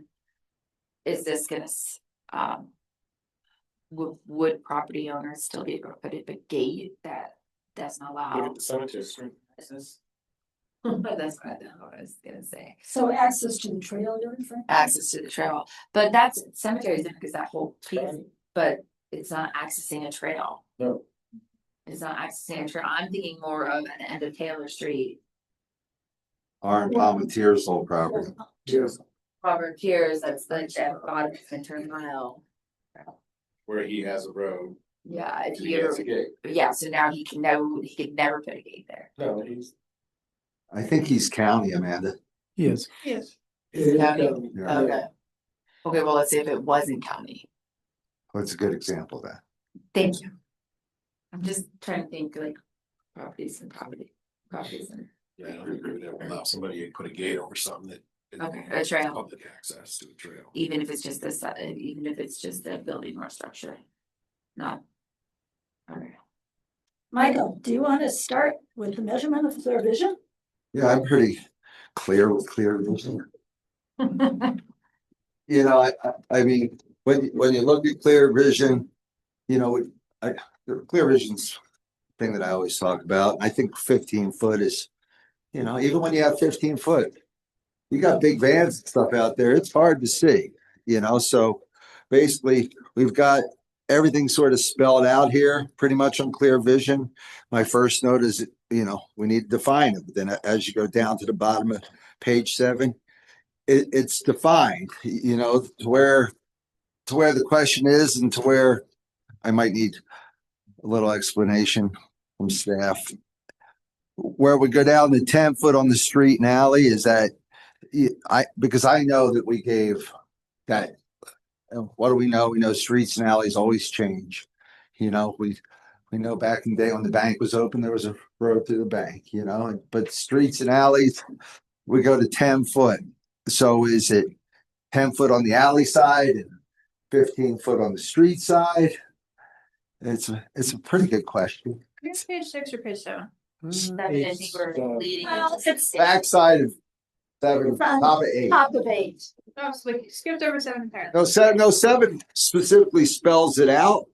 But then, and you think, okay, good, you're 15 feet minimum, 15 feet minimum, 15 or 25. You still have your 15. The more vision, the better. But the 15 is what we've been going with for a long time. The only thing that changes is on the back of page 8, where it says street and alley. It says It's down to 10. It says 10 and 10. So I'm pretty sure, for an example, to sort of like a dead alley, I'm pretty sure we gave Spence 10 on the backside and 15 on the one or something, because that alley was like, 100 feet long. But if you're coming into an alley, if you have an alley and intersection of a main road, do we want, if it were up to me, I'd say 15 and 15, but I definitely wanted to have discussion with everybody here and see their thoughts. And if we're gonna go 10 on, if we're not going 15 and 15, if we're going 10 on the alley side, I think we should go 15 on the street side, something along those lines. So Okay, let's get I'm other good opinions. for right now. I'd agree with the 15 on the street side, 10 on the alley. So would I, but then my question being. How would you is- measure that though? Huh? Never mind. Well, I know what you're saying because Okay. Hawkeye. I have an example, please, because as you're saying, behind Spence, but that is Williams Street. So you cross the street and on the other side, is it a street or an alley? And what are you gonna do on that corner? Williams is an alley. Williams all the way through is now considered an alley. It's no longer called Williams Street. It's It's called a- street, it's a- but it is an alley. It is an alley. I- So, Matt, can we have a definition of an alley, please? Yes, we can define alley and street, if the town doesn't already do that. One thing I do want to note on these minimum clear vision area distances in this table, this is from the existing code, and you'll see that it's organized. It says minimum distance in residential zone districts and then minimum distance in all other zone districts. That is pretty unusual. I mean, what I've seen in most places, it's your clear vision distance. Those distances depend on the type of intersection. What zone district you're in. Really, I've never seen that incorporated.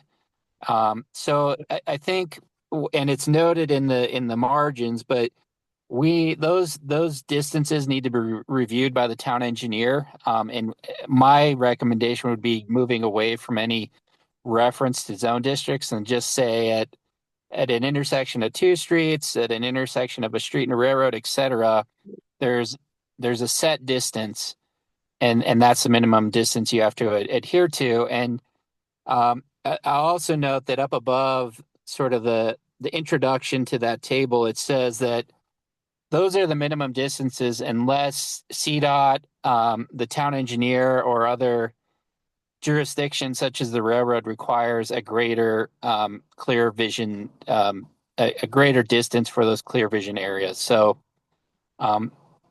that table that's in there, I think it's at this point a bit of a placeholder, because I think those distances need to be reviewed by the town engineer, because there is science behind what those distances need to be. So we could scratch the whole street and alley section across the board. Well, No, I think that'll still remain in there, but it's the distance, like whether it's 10 feet, 20 feet at an intersection of a street and an alley, I think that's still a bit up in the air at this point, I want. if that makes sense. Thank you, Matt. Yep. Amanda, do you have anything about it? Yeah, so I had a question on the street and driveway 20 feet, if I'm understanding the way that it works.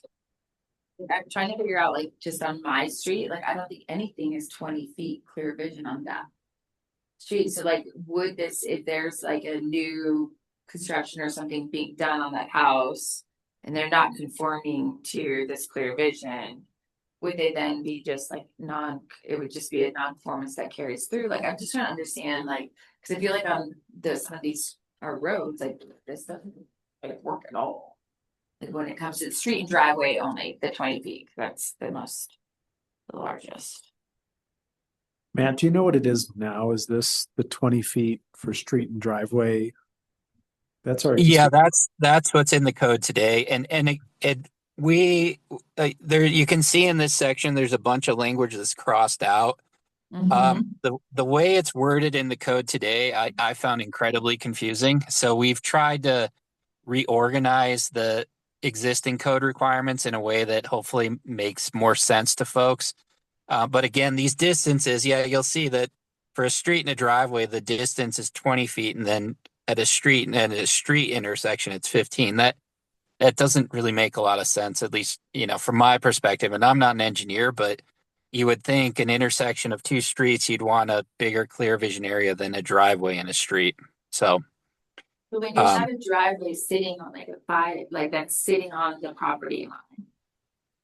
And then the next building is sitting on the property line. Right. Then you can never get this 20 feet. It just feels like we may be creating more non-conformance. Or do we just allow that?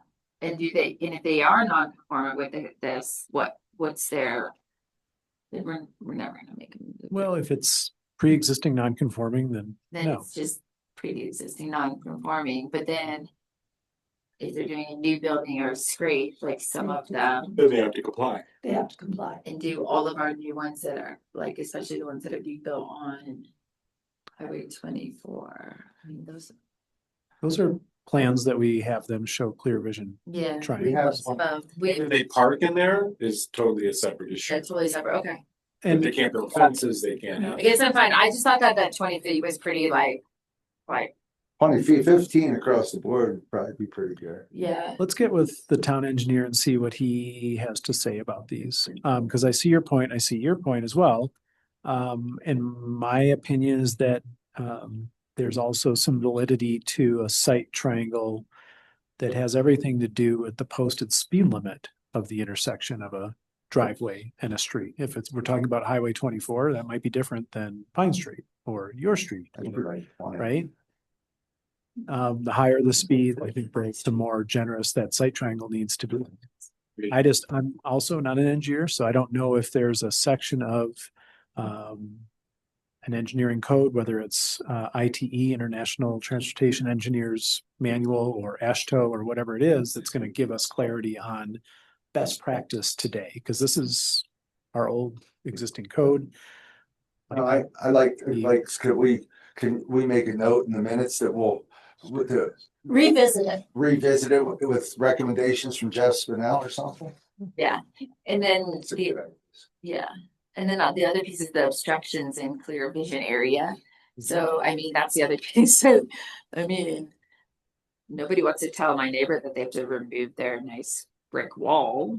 That's clearly in clear vision area. Well, I mean, it just seems like this is really like, I don't know. It feels like this is, Oh, you're talking about the 20-foot driveway thing? yeah. I mean, it's over. Is it under 30 inches? No, it's like, it's this tall. That brick wall, That's 30 inches. That's under 30 inches. I don't know. well, It's- as with all aspects of, This is 33, so it's right at 30 inches probably. Yeah, I see, it's close, man. as with all aspects of this code and any other regulations or standards that we end up adopting, we're not going to go retroactively No, applying go. this to people. And but Jeff's right. If they came in for a redevelopment or something that starts to affect those things, they have to comply with the new standards. And that's always the case. Yeah, and I would add, I mean, clear vision it's a public safety issue. You're dealing with being able to see oncoming traffic. So, I mean, I agree with Scott, and it's kind of up to how the town wants to administer these things, whether or not it's retroactive or not. But when you have obstructions in your line of sight at an intersection, it can create really dangerous situations for people driving, people walking, etc. So, I mean, if somebody has a shed that's in a setback, that's one thing to kind of let slide. But if you have intersections that are unsafe because there's obstructions in people's line of sight, that's kind of a different situation from my perspective. And I'm just looking around like at our current town, like, so if somebody were to purchase, like, I'm gonna use your property, Lynn's property, she has a fence all the way around next to her driveway. If somebody was then to go purchase that fence is clearly in the clear vision and would, by this new code, would have to go if they were to do any, repaving of that driveway or any anything to that driveway. That is a see-through fence. But that's not what this says, Lynn. It says no planting, fence, wall, structure. It doesn't state. It's Street and I think this is intended to apply to new development. and- Yes. And subdivisions. Subdivision. Yeah. So Otherwise, we're all guilty of. Yeah. Only I agree with Matt that, wholeheartedly think that there should not be language in the table about zone districts. It should just be the type of street that it is and the intersection of the type of street that it intersects with and speed limits, and it applies from one end of town to the other, and that's that. Oh, okay. Okay. Anybody else have anything on page 8? Nope. No. Anybody have anything on page 9? No. Nope, No. Anything have anything on page 10? nope, No. Anybody have anything on page 11? No. I don't, because a lot of that is still being worked on. So Number 2 on the telecommunication and utility lines, which be installed in accordance with all standards and requirements of the utility service provider. Yeah. This. What about it? On 9? What's the question? It says like, does this mean that they can install it per what? Like it's their decisioning, the utility service provider, how they install it? Utility lines and facilities? For telecommunication. So for non-town utilities, so electricity, internet, telephone, etc. Typically a utility provider is going to have standards for how you install the service lines. And that's what that's getting at is the town is not likely to have standards for how you run a phone line or things like that. But for water and sewer, the town does have standards, and it says in here that it gets to that you have to install your water and sewer service line in accordance with whatever town standards apply. Why won't we ask for telecommunications to be underground? You would ask for everything to be underground. I would ask for it. I mean, have you not seen that thing that's in front of my house? have you seen our street? You've seen our street? I don't think you can do that. I don't think that, I mean, I think you can't you buy the contract with the Xfinity? I think we're stuck with, I think that's dictating who people get their internet from, but this is talking about telecommunication utility lines and facilities like Yeah, the towers. pole pump, it's like goes from all the way to Redcliffe. Well, I think you're kind of reading this the wrong way. Like, basically what this kind of language is for is if you have somebody with a proposal, particularly on a preliminary plat, that's like, well, we want to do X, or they install something the wrong way that's not consistent with how Excel wants it to be done. This is how you hold them to that and say, no, you have to meet Excel standards for the installation of the gas line, the installation of the power, whatever that standard is, you hold them to that. I don't think it's an area for the commission to get into, especially publicly regulated utilities that you don't have authority over. So I'm talking about question on communication lines. And like this, with the way this reads to me, the language on here is that we just have to meet the minimum standards that those contracts have with our town. They have to meet the minimum installation and design standards of Excel or that publicly regulated utility provider. Correct. And so and each of those utilities has a contract with the town to provide the service, correct? In a sense. And so it doesn't it doesn't force them to and this is talking specific telecommunication services, so. Well, all these utilities say the same thing. I know. I don't think it's in the purview of the commission to determine how publicly regulated utilities install services. How do our neighbors enforce those utilities to go underground then? If it's not through the code? State law requires that most new installations, especially in a residential development, are underground. Like Excel has zero interest in putting utilities above the ground in new development.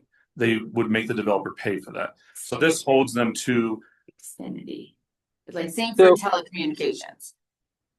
So just to clarify about the undergrounding, there is at the beginning of this section under underground utilities required.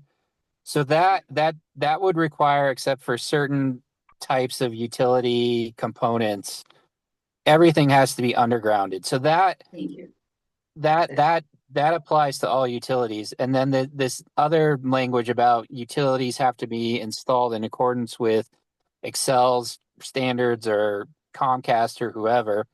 That just says that those utilities have certain standards for how you connect your TV, your cable connection or your internet connection, whatever, and you just have to adhere to that. But that doesn't allow a developer to just say, well, Comcast said it's okay to overhead my telephone line, because then you could point to this other language that says, no, look, it says it has to be undergrounded.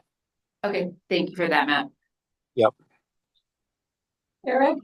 I have a question real fast, just like all these standards that we're doing, on the fire protection, lighting, all that stuff.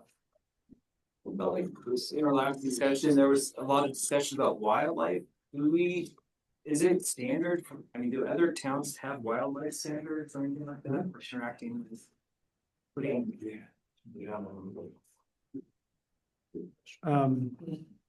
I'm not aware of other codes that have wildlife specific sections in their code. In a place that is so. close So- to- It kind of depends from jurisdiction to jurisdiction. I have seen, I think Garfield County might have some language about, I think it depends on where you are, but there is an option to do wildlife standards, like you can't develop within critical wildlife habitat, something along those lines. Those sorts of standards, we could certainly try to incorporate some basic standards for that at this point. I know personally, I'm far from a wildlife expert, so I wouldn't have the expertise to really provide good guidance on standards for that. But so that that we could work with. With Doug Duval, probably. Yeah. I feel like- Well, this may be a stretch, but maybe not. If one of our biggest jobs in the planning department is to take into account the community plan, the comp plan, and one of the biggest things that everybody always talks about is keep intern income, right? Right. And like the old mayor said, it is what it is, it ain't what it ain't. Well, to Eric's point, the wildlife is a big component of what makes Minturn Minturn, right? Because you don't have it in a lot of other places, but you do have it here, right up until you don't. Right up until you don't. So if we don't take responsibility to maintain the wildlife and fight for it when it comes to new development, and we lose it, now Minturn's not Minturn anymore. And now we're not doing our job, and we're not. If you're looking at it with those blinders on, then you're not maintaining the integrity and the character of our town. Because there's nothing in here, we have no discretion to be a voice for the wildlife. I agree with you. So, Matt, can you try to look for some info on that for us, please? Of what we might be able to include? Yeah, we can certainly pull together some standards for you guys to look at Does for everybody agree wildlife. with that? Yes. Yep. Yes. I know we're gonna revisit that with. Thank you. Thank you, Matt. Wow. Yep. Thank you, Eric. And Jeff. We're going to page 12. Anybody? I have something. Parking, loading, queuing standards. I just want to ask Matt and whoever,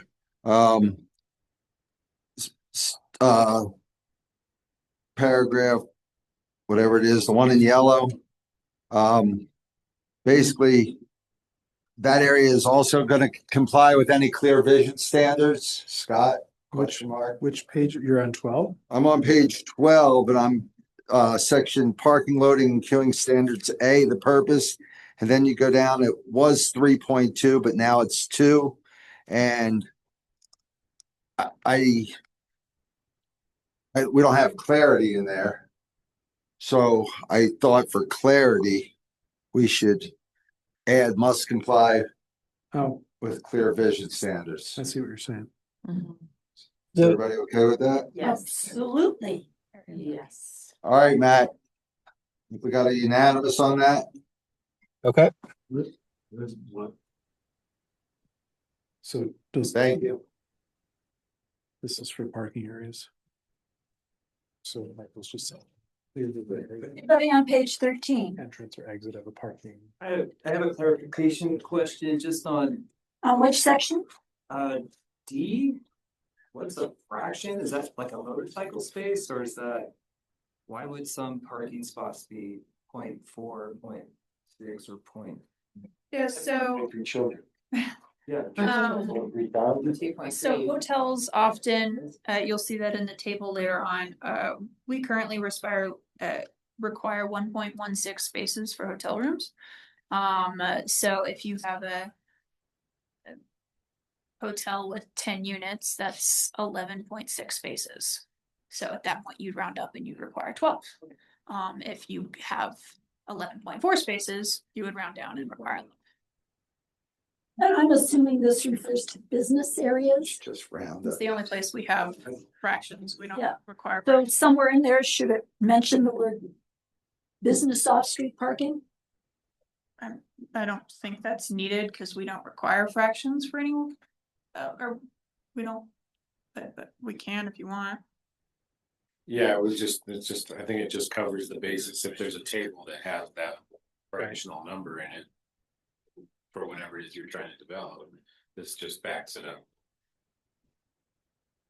Daryl has I a would- question. Oh, I would advise against just restricting it to only commercial areas because in the future, if the parking ratios were ever changed, say for residential, and you ended up with say 0.6 spaces per single family home or something strange like that, this language is just to clarify what happens if you end up with a strange calculation for parking.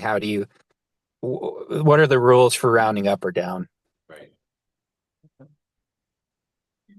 I would like to see it that always round up. We always have parking problem no matter what. Just calculate, round up. Just eliminate the, I agree with that. Anything more than the whole number is enough. is it up? I'm down with that. I think I'm good. We all good with that? Round up. Yes. Eric? Hello. And Eric, you had something else you were gonna. Okay, so rounding up only. Here's something on there. Do you have something on there? We have parking problems. No, I would strongly discourage the commission from rounding up on parking. Even think about it here, like think through it. Parking does not generate property tax. Parking does not generate revenue. The more parking you have that's just space sitting there, it's also impervious surface. We're next to a river. The more impervious surface you have, the lower the water quality of the water that goes into that river. You should be doing everything you can, especially in a very space limited place, to make sure you don't have excess parking. And if you're going to round up, you're always going to end up with excess parking. So it really works against the town's interests, I think. Like parking is a net negative for you. No sales tax, no property tax, bad for the environment, and also discourages people from walking. Well, I kind of disagree because I think when you have more parking, you can get more folks in town that can go and generate a little bit more income in the business area especially. And then that overflows into residential, just the way it does, on our farmer market situation. That's always in the residential as well. I think that if you always round up, I understand what you're saying about the environment and that kind of stuff. But I'm looking at, it does help us economically because it creates additional parking for the local businesses as well as whatever. It's just that with an increased requirement, you're really sacrificing developable space. And in this town, you're talking about very small lots. So it's like when you think about the space that one car takes up, I mean, you can fit a lot of interesting things in that space. You can fit a coffee shop in the space of a parking space. So you really got to think about how parking requirements can really, and I think when you think about the places you love to go and you think about the places that attract tourists most, it's not because it's full of parking. The places in this country that have amazing parking downtown are like Midwest towns like Louisville, Kentucky, that you have no interest in going to. Because people don't go to places because they're parking. People go to places because they're interesting. I also think the on-street parking is a huge asset for you, because the more cars you have parked on the street, the slower people drive. Like streets with a lot of cars parked on are a lot safer because people drive slower. I tend to disagree. I had a business here for 14 years. And as the parking started disappearing to this town, I started having people complaining, well, I'm not going to come back. I can't ever find a place to park anymore. And I swear to that. So I'm sorry, people are used to coming to Minturn and they love coming here because there is parking for them. And we keep fighting this, and little by little it's disappearing, and it's putting more and more pressure of that, as you say, into residential neighborhoods, and that's causing trouble in those residential neighborhoods. Unnecessary. The other day, I had a full bed tow truck in front of my house. It took almost the whole 50 feet, and we all know where that's coming from. I mean, we have people living there. There was no place for them to live, but that's a person who lives there and works and brought their work vehicle home and parked it. The only thing left open in front of my house was the spot that my car went in and out of my driveway. I'm sorry, but I'm not a person who wants to get rid of more parking. I like to say something sort of in regards to that. I've said it before. And at the time, everybody thinks I'm crazy. Okay, but Frisco, for example, they have a lot of parking. Part of the reason I don't go to Doug's place when I used to go there all the time is because if you live in town, a lot of people don't have, time to park down at the turntable and walk back. Do I think that our goal, like potential goal is to have a bustling downtown in certain areas? Absolutely. Do I think that 100 block has very minimal parking requirements at this point? Yes, I do. Do I also think the 100 block and parking in general is an issue? Could we use a parking structure that we could make income off of somewhere? That'd be great. But I've said it before in this where people think I'm a little crazy, but I also think that we should go back. We should put parking meters on 100 to the 500 block and open up some of those spots so people could stop and start trafficking some businesses. You're not that far off. There's an entire section in our community plan about just that as one tool that the town should investigate, paid parking, and you incrementally introduce that. But that hand in hand goes with what Daryl said with going up is having some people required to have more parking if it's residential, so it frees up some of the on-street parking. But I've said it for over 10 years. Thank you, Scott. I'm sorry I cut you off, by the way. No, you're good. I do believe for us to increase business and business traffic, especially when we know that the turntable parking may not be there forever. The meter parking that they have in Idaho Springs and everywhere, it frees up spots. It also generates money because if you're over 5 minutes, you're paying $50. But that's just my personal opinion with that. So I just wanted to say. But you made a good point, Michael. If you were to go somewhere and have some land that you could put a parking lot in, it changes the position of the whole thing. Right now, we have that one lot, which is owned by the railroad, that has a year-to-year contract on it. Lease. If the railroad takes it away from us and you close everything else off to expanding a little bit of parking in this town, what are you going to do? Put in parking meters. That's not going to hold. You're not going to have any place left to put it.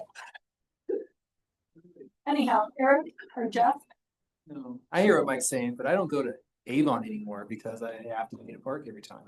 I really don't. I'm not going to Frisco because they've got so much parking. Buena Vista is the same way. They've got their main street is full of parking and they've got a lot of parking along the railroad tracks. We don't have that. If the railroad would let us use some of that land along the tracks, that's wonderful. But people like going places where they know they can go to park, not where I drove down to Buena Vista one day, and a few of the spots near the river were so packed that we had to drive around and around and around and around and around. And it took 15 minutes. And I know Buena Vista. I owned a house there. So I knew where to go, but a lot of people don't, People like That makes you special. Well, can we? No, it doesn't make you, yes, Sarah, I mean, go ahead. In the interest of time, well, I don't mean to cut anybody off. This is a great discussion. If your recommendation is round up, Round up. we can make a note of that in this, and we've got more work to do, and there will be some of those issues where staff is recommending something different than what the planning commission is recommending, and those are going to go to council, and we'll talk about pros and cons and things like that. So I actually go round down. I'm the opposite of Oh. all my peers today, but only because for you. I believe in Shocking. core and I believe in all of mass transit, and I would like to know what our peers are doing, because I think town of Vale has a different calculation depending on where they are in their zoning and where if it's residential versus if it's in the town core and stuff like that. So I'd like staff to do a little bit more research and look at it. Well, can you clarify for everybody, Matt, maybe that this round up, round down is not necessarily a blanket? It's just for new Or is it for only specific zones or? Just I'm new trying to wrap my head development. around where this applies. It's across the board. I mean, it's saying, I mean, there's a table in here of what your parking requirements are depending on the type of use you're doing. And so you calculate, you use that ratio, you say, you know, I'm doing a restaurant, I have to have 20 spaces. In certain instances, you might have 20.1 or 20.4. And all that language is trying to clarify is that in those cases where you end up with a fraction and not a whole number, how do you deal with that from a regulatory standpoint? So like staff can say, look, your calculation says it's 20.3, so you only need to give us 20 parking spaces. That's really all that's intended to do is clarify what do you do if you end up with a fraction. If you don't have that language in there, then you know, an applicant could say, they could argue with staff about, well, you're asking me to give you an extra space when your code doesn't say that that's required. If that, does that make Necessarily sense? for new development, it's for anytime there's a new use. So if the Shop and Hop decided to turn back into a restaurant, they would need to demonstrate that their parking on site met the current parking standards for restaurants. Yeah. If that makes sense. Well, and I'm more looking like multi-family dwelling, like if it's near a core bus stop, then they could potentially reduce the number of required parking spaces, and then that becomes more open space for conservation. Like I look at it that way. Like that's just my perspective again. And And I'd like to see what our neighbors are doing. we have something on page 14 that talks about where space is required, and I don't even know if we're on page 14. But we have something on there for bars and restaurants. Oh, Amanda wants to get into. I'm sorry. Yeah, we were on page, that's where I was already on the table, the use table. I said, Are we done with page 13 now? Okay. So page 14, I think we'll all have something to say, Michael, if you'd like to start. I'm just saying is in response to what we're saying as far as supporting our businesses, you know, I think that our parking requirements are definitely very like almost non-existent in the 100 block for a lot of stuff, you know, I mean, and if we wanted to, you know, I can't really read what this yellow says, but we'll just use bars, tavern, or restaurant, for example. Does that say 14 spaces? No, it used to be 4 spaces per 1,000, but it became 1 per space per 250. So it's the same amount of parking, just 1 per something instead of 4 per something. Right, but currently in this packet, But hey, reads 14. I know it's because the cross out bar of the 4 is over the bar of the 4. so you're saying one, and it's in regards to reducing that, Madison, for like, say we thought, you know, to help promote business because half the people don't have required parking anyway. If we were like, for example, since it's different in the 100 block and our core is increasing up to potentially the pretty much the 500 block. Would we want to think and discuss amongst us up here if we wanted to make that, you know, apparently it says one space for 250 square feet to one space for 400 square feet. I don't know. I think 4 spaces for 1,000 square feet on a bar and tavern is nothing. Well, I'm not saying increase the parking. I'm saying lessen lessen the requirements, because we all live here. We all know how much parking everybody pretty much has, and it's already questionable that pretty much nobody really has one space for 250 square feet. And that being said, I don't really know how fair it is, if you want to use that as a word, because I don't think it's one space for 250 in the 100 block. I might be wrong. Nope, there's no commercial parking requirements in the 100 block. So you don't have any requirements down there, and you want our commercial core to expand to the 500 block and only put requirements from the 200 block to the 500 block. I would not have an issue actually lessening. But when you get down that way, it's mixed use, which means you have residential mixed in with your commercial. Well, we're talking to, like, I think it's currently, Are we talking, okay, look, Matt, I don't know about. is this referring to all of town or just the subdivision? All of town. All of town. This is the town's parking standard table. This will apply to. Not the 100 block, because the 100 block has other rules, but everywhere else.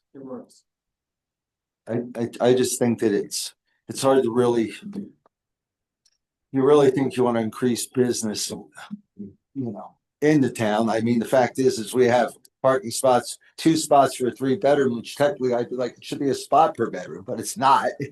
And we're apparently running with that. So I'm just throwing some happy medium out there. We're rounding up on the other stuff, if do we want to, does anybody here think it's a good idea to lessen specific restaurant requirements or something along those lines? Or am I just crazy? Let's hear it. I do not agree. Daryl? I think you're gonna, if you lessen it, I think you're gonna have a lot of the general public residential part really upset with it, because hopefully start park in front of their Do we have parking houses so much more. There's no parking in that area anyhow. You're No, along the highway. And you've got driveways coming out. So you're already talking about areas that, I mean, if you're talking about this downtown, it's already taken care I'm of. talking about the west side of 400 block, basically. Where the car wash is and the shop and hop is, I mean, that's a good example of those areas, not the east, those areas. Well, but you can't pick that one little section and make it happen. I mean, And we're back to the parking meters. Just get them out. So just. Can I?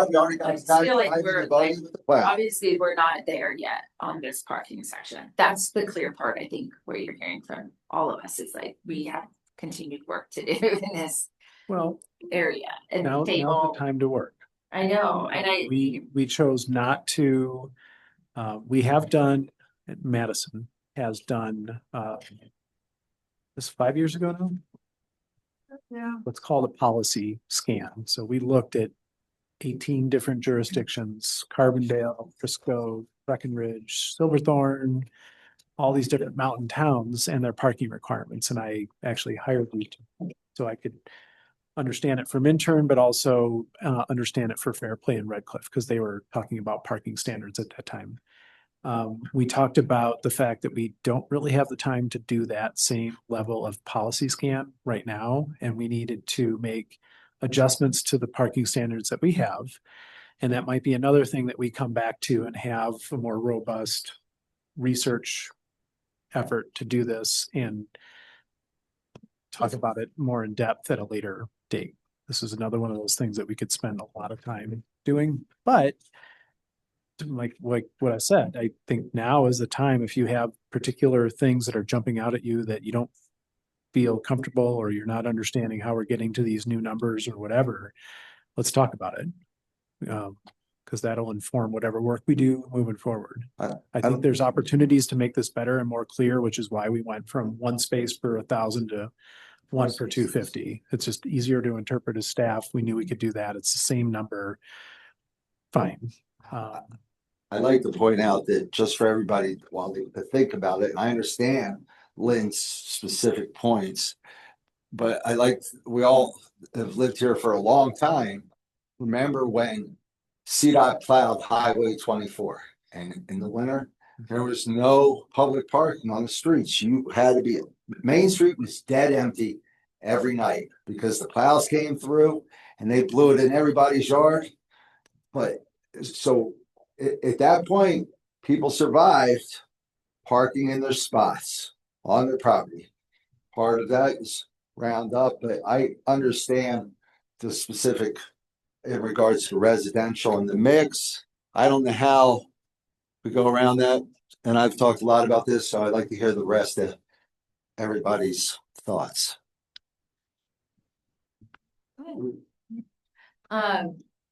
Well, I guess so question, so number one, this would just be on new subdivisions and new developments. Any change of use. Anywhere. So as soon as we apply this table, then our bed and breakfast no longer needs to require space, and that space just I guess I'm trying to understand So how that. any use that's currently going on, Yeah. Shop and Hop, Kirby's, whatever, they will continue to exist as they are. Obviously, As their is. parking isn't going to increase or decrease until they decide to do something on the lot. If those places change uses, that use would then have to conform to parking. If somebody develops a new thing on a lot, that will have to conform to parking. Okay. If it's in the case where you have to get a yearly license like a bed and breakfast, they would likely have to conform to the new standards rather than the old standards, because that's something that happens on a yearly basis. They're not necessarily grandfathered in. But for the most part, everybody will continue existing like they are until they do something different on their property. Does that make sense? Yeah, that makes sense. And ownership does not change the use. It does not. No. Yeah. And renovating your building, but keeping the use doesn't trigger. The use. So we're really talking about, but even like the manufacturing and industrial use, because those are just gonna transfer to another manufacturing and industrial. So I'm gonna change. No, if you were manufacturing widgets and now you're manufacturing X, flip flops, then change the use, so it's. could be different. So the applicability, it's on pages 12 and 13. It addresses when parking standards apply, but it says all new uses, structures, and buildings must comply with the standards. Expansion or alteration of an existing use, structure, or building. So yeah, if you go from a retail store to a restaurant, that would be a change in use. So you'd have to adhere to the new, whatever the new parking standards are. Or if you have a building and you expand the square footage, you'd likely have to provide additional parking. So the applicability on page 12 and 13 tries to clarify when these parking standards would apply. But if you're an existing use and you're just doing business as usual, you wouldn't have to change your parking until you do something different in the future. Okay. So then the ones that I have a little bit concern on is the daycare center, adult or child. So that one, just in our daycare, like the Pooh Corner, like are they like it feels like they have to supply like one space per employee. And then one per 500 square feet. So how many is that total with them? It's like 8, you think? I would think it's 6 for sure. Well, they have the empty lot next door to them. Yeah, but It's that's all what, part of their lot, but yeah. yeah, but that's what I'm saying, like, if they ever wanted to develop that lot for actually like. How, or anything in the park or anything for that, then they would be still required to do this. Yes. Exactly. So that one I'm a little bit nervous about. Is that what current exists or? Yeah. Yeah, And currently it's that, anything that's not struck through or in a different color, if it's just black, just straight up, that currently exists in our Go code. ahead. I'm sorry. yeah, no, so that one I'm a little bit, I feel like that's a little much. Nervous that it's high. It's high. Subtract. Jeff? And then same for the bed and breakfast, but the bed and breakfast may be opposite, because I feel like our bed and breakfast is. If they added another guest room, I feel like our guests, like with our bed and breakfast, like the parking is crazy with coming. Usually most guests come with 2 cars, at least in the bed and breakfast that I'm aware of. And so they're actually overflowing into residential and non-spaces or their street parking. So they come with 2 cars per bedroom. What? Bed and breakfast. Well, we have the bed and breakfast that's in Brent Bar Place and then the one that's in the hotel midterm. That's the one I'm referring to. Where the The hotel Minturn. behind your old shop, No, I'm sorry, Minturn Inn. Minturn Inn, and then the hotel. Like I feel like I mean, it just feels like Minturn their guests Hotel aren't. has spots. I just feel like their guests aren't restricted to park on their property. It's like they're always they're overflowing everywhere. So that's back. So it's like 4 rooms in that one bed and breakfast. There's very 4 2 spots, so they're always overflowing into the Highway 24. The Minturn Hotel is now currently covered because Marco bought that. And he bought the But lot, not the one in front of down that but way. down there, no. So is the concern, then we should make a note that we need to relook at the bed and breakfast? Yes, please. Okay, And I have a concern, and it's in black, but it's on the next page, so I was holding on. Should address the whole. Okay, so my concern is, why does an accessory dwelling unit only needs 1 space? What if it's a 2-bedroom accessory dwelling unit? I think part of that, any one of you jump in if you want, is to encourage accessory dwelling units as an accessory use on a lot with a primary residential unit. And they're usually smaller in size. They may have 2 bedrooms. I see your point. I think that's just like, from my perspective, it's to encourage the development of those. However, what if a person comes in and says, well, I'm gonna do a 2-bedroom house, why do I have to have 2 parking spots? Why can't I have one like an accessory dwelling unit? Just point to the code and say, because it says that here you need 2 spaces for your single family dwelling unit.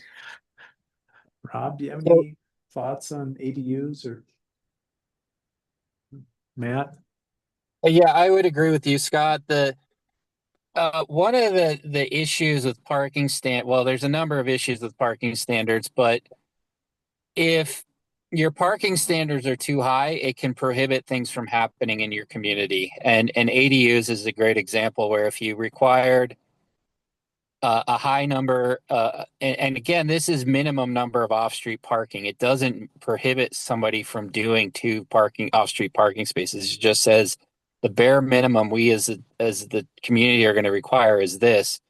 And if you require a higher number and somebody can't provide that number of off-street parking spaces on their property, then whatever they want to do just becomes, it's no longer feasible. It can't happen. So I think with ADUs, stemming from the community plan, trying to incentivize more housing and ideally more affordable housing options in Minturn, requiring a lesser amount of parking for an ADU is a way to encourage those.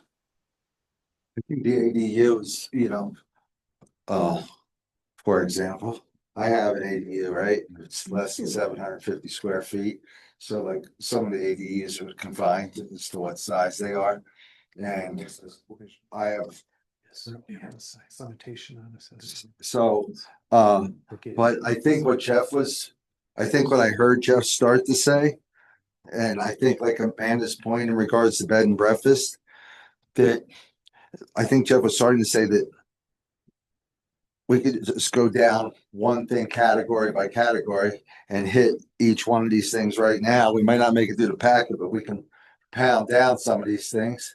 If we thought that was a good idea. I know like what Amanda's recommendation, you know, of switching it to 2 or 1, compromise 1.5. Let's take a vote on how people want to handle this. That sounds good. You want to do it now. Daryl, I'd be up to do it now. Amanda? I'd like to make proposals now and then have staff review those proposals and come back with Jeff? like their analysis. I'm for voting now, but I also not for wasting a bunch of time when I know that Madison has spent a ton of time researching all these other jurisdictions, and I don't claim to be any kind of a parking expert. So unless there's something like for us to waste a bunch of time going, well, I don't know, should it be 3 over 4 for a restaurant? I don't think we have the expertise to even come close to wasting our time talking about it. Like she's done a ton of work to get to this point, and unless there's something glaring that we disagree with to make a recommendation for, I don't know why we're wasting more time on it. Well, and as she says, everything in black is currently there anyhow. Just to clarify, I thank you for the vote of confidence for her work, and that was 5 years ago. My point was that it was 5 years ago, and best practice would say that we need to revisit those numbers and look at if anything's changed. My sense is that the numbers of all those jurisdictions probably haven't changed dramatically, and we're going to come up with the same mean, median, average numbers for bars and restaurants, single-family residential as a comparison. My point was we don't have the capacity and the bandwidth right now to do that level of deep dive. This was an attempt to clean up what we think we can clean up. No parking regulation is perfect. The ratios are always going to be too high, too low, whatever. If there are things here like bed and breakfast where you're saying just anecdotally, this is what happens in real life in my neighborhood or the next neighborhood over, we can look at that. And those are things that we can, I think, isolate and talk about. I like splitting this thing up like Pooh Corner and the bed and breakfast. And, you know, I like her thoughts in regards to that, you know. I think 1.5 and switching the managers to 1, maybe, but I also think that in my experience, a developer comes in to downtown, let's say, or anywhere in town and wants to do something that's in this table. And if it, for some reason, if there's a number that relates to parking that somehow doesn't fit in their plan, they're going to ask for a variance. Yeah. Well, They're going to say, can I give you cash and live? And they're going to go, because look at Buena Vista.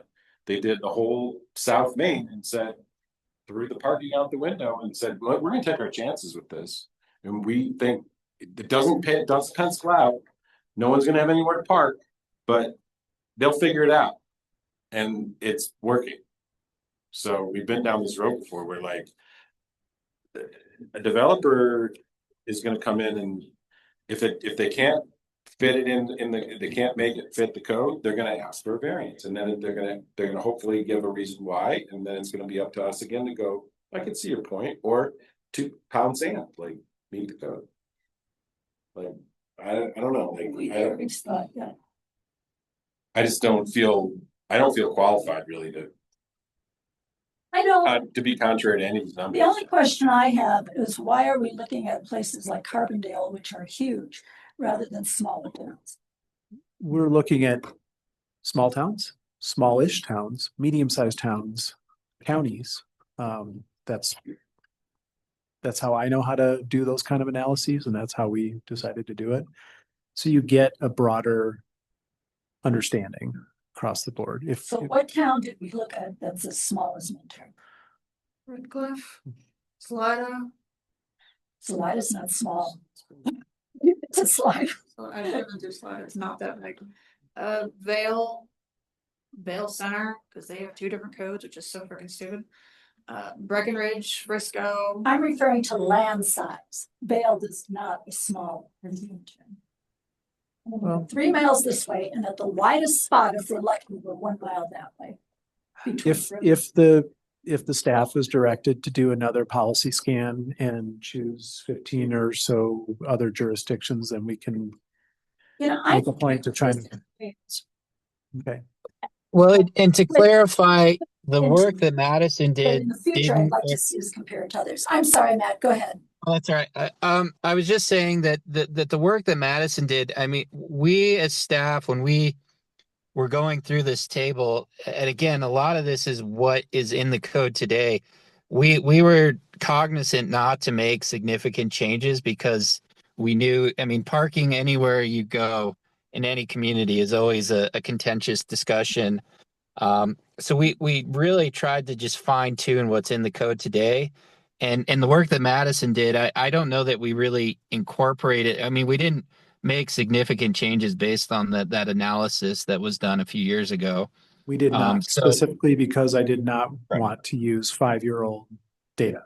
I understand. So Matt's exactly right. If we've been living by this for the last 5 years, then I'm fine with it. I think Amanda, In the future, I think your one consideration about the school, but that gets into a whole nother thing, because that's not why the school district, if they were to enlarge it, whatever. And the school district has different regulations than we do, they're different things.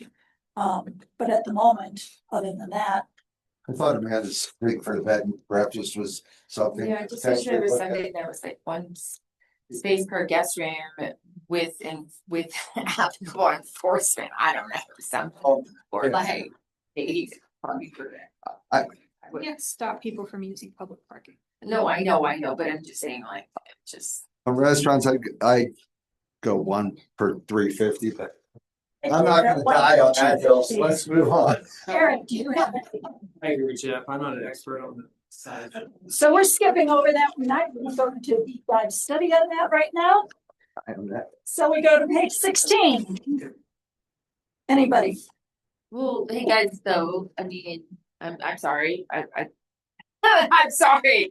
I still think 16, we have the residential uses, and we're asking for like multifamily dwelling, 2 spaces per dwelling unit plus 1 guest space per every 5 dwelling units.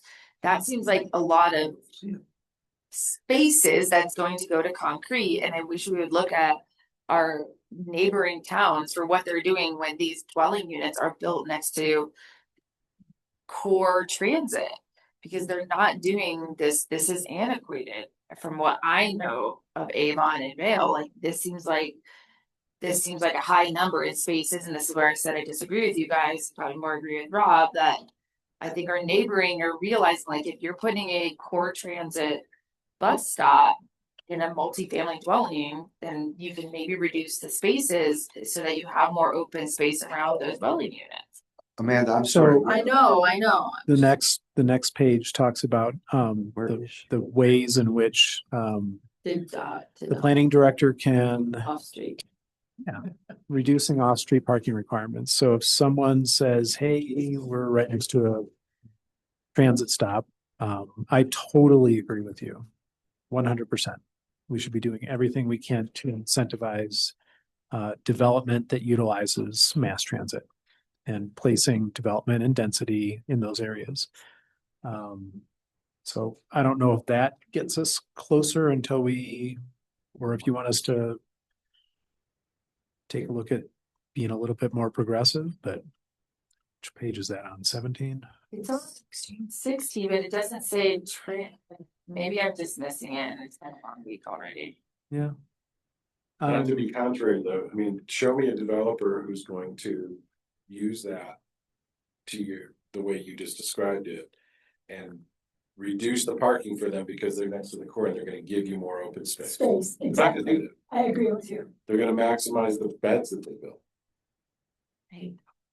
It's just. So under 3, authorize the reduction of off-street parking requirements. If there's adequate off-street parking to meet the projected parking demand, maybe you're saying add D. If they have close proximity or they're within so many, 1,400 feet or whatever the walking distance is to mass transit. Show me a place in town you can build a multifamily apartment building and then park everybody in off-street parking. Bellums on 200. And there's nowhere in this town that would happen. The problem is we need to increase our mass Maybe, transit. maybe for the school district. Like, But I think if they like cube that corner 200. it's just, If you turn that into a parking lot, you mean? No, that turned into multi-dwelling. Multi-dwelling. Yeah. Okay, now we're just doing like. Yes, now we're fantasizing. Yeah. So anybody have anything else on page 16? No. Anything have anything else on page 17? No? No. no. Anything have anything on page 18? 18? Yes. 18, Michael. Yeah, 18. yeah. I think on, like I mentioned earlier, as part of the requirement, and I think we discussed this on a few different applications previously, that we maintain on minimum all-street loading spaces required, that we add the language to maintain clear vision and no overnight parking. Because I think we've required that on other stuff. Like it. I like it. Where was Top of page 18, G. that? Okay, Clear vision and what else? I think we should maintain clear vision with no overnight parking, because we did require that from Spence. Yeah. On G. But it doesn't, how do you fit that overnight parking into a queuing space or a? If it's not in the clear vision, you can park there. No, it's G, But so it's- it's loading spaces, which is what we require for Spence and stuffs like the distillery. Yeah. That loading back end space, we require them to have clear vision on that. So what he's saying is like include clear visioning. So like loading truck, yeah. Yeah, loading truck can't sit there overnight and it has to be. But that's good. there is. Okay, page 19. So we're good on that? Yeah. I don't think it's a big- Yes, Matt. Page 19. Anybody? I'm good. Amanda? Page 20?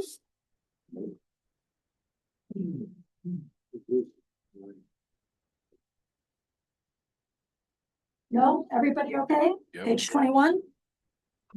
20. Those 20. are the designs. Those are what we have now. Yes. Yes, if it's in black, it's current. Okay. So I'm sorry to clarify, are you asking about the minimum parking area dimensions? Yes. Yeah. So some of those are what the town has now and some of them are not. The way the existing code is structured is from my perspective very confusing. It's the size of your parking stalls is not based on the angle of parking. I think it is for parallel and perpendicular, but it doesn't address angled parking. So some of this is new. It's not shown in a different color, so I apologize for that. But this is a restructure of dimensional standards for parking spaces. It's something that you'll see in the notes on the side. The town engineer needs to look at these and confirm that they'll work. But it is a bit of a restructure of what's in the code today, and I just what's in the code today, from my perspective, is a bit confusing. So you're recommending that we have the town engineer view this? Yeah, to make sure that the dimensions that are in this table make sense. Is everybody okay with that? Sounds good, Matt. Yes, but no. The no part is, Matt, I would suggest that there be more illustrations to go along with this than just these angle parkings. If this has been overhauled and there could be an illustration that helps to illustrate it, to support the numbers, then let's put more illustrations, is all I'm saying. If it's cut and dry, great. If it would help to have a picture, then let's add more pictures. Is all that would be my recommendation. Matt, can I ask a question? Does this One of the issues I see are with all the new racks that they're adding to the back of vehicles and how long it's making them. Will these numbers cover that? That's a good question. I mean, there's sort of, I guess, fairly common dimensional standards for parking spaces, for parallel and perpendicular. When you get into angled parking, it differs. The whether or not your car fits into a sort of standard size parking space, it depends on your vehicle. I mean, a big Ford truck is maybe going to be a little tighter than a sedan, or and whether or not your vehicle has one of those rear mounted like bike racks or something. I think I don't know if the dimensions necessarily address that. I mean, if you increase the size, the minimum size of a parking stall, you're gonna potentially make it more difficult to accommodate parking on your property, if that makes sense, because the size of the stalls is going to get bigger. I noticed to see, like outside the post office or at City Market, and all those are angled parking. So that was the question I asked on the angle. I'm sorry. Yeah, I don't know. I mean, the standard or the dimensions again are something we need to discuss with the town engineer.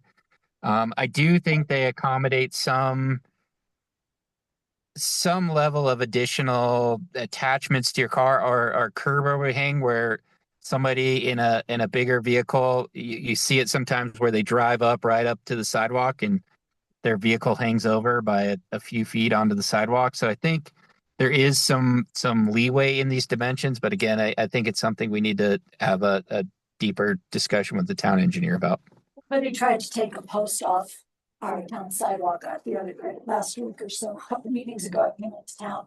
Somebody was parked, backing a vehicle in there. It wasn't somebody it was somebody who was coming in here for a meeting. And they backed right into the post and bang. And I looked up and they looked at me. The building posts? Out here. Yeah. Yeah. And Jay was walking out at the time. And I said, see that in that post? Anyhow, that's why I asked. Thank you. And we'll talk to the town engineer. So we're done with page 21, correct? Yes. Page 22.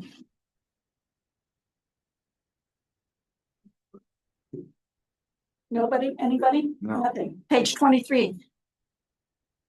Anybody? Nobody? Anything? No. I like that we put the live stream setback.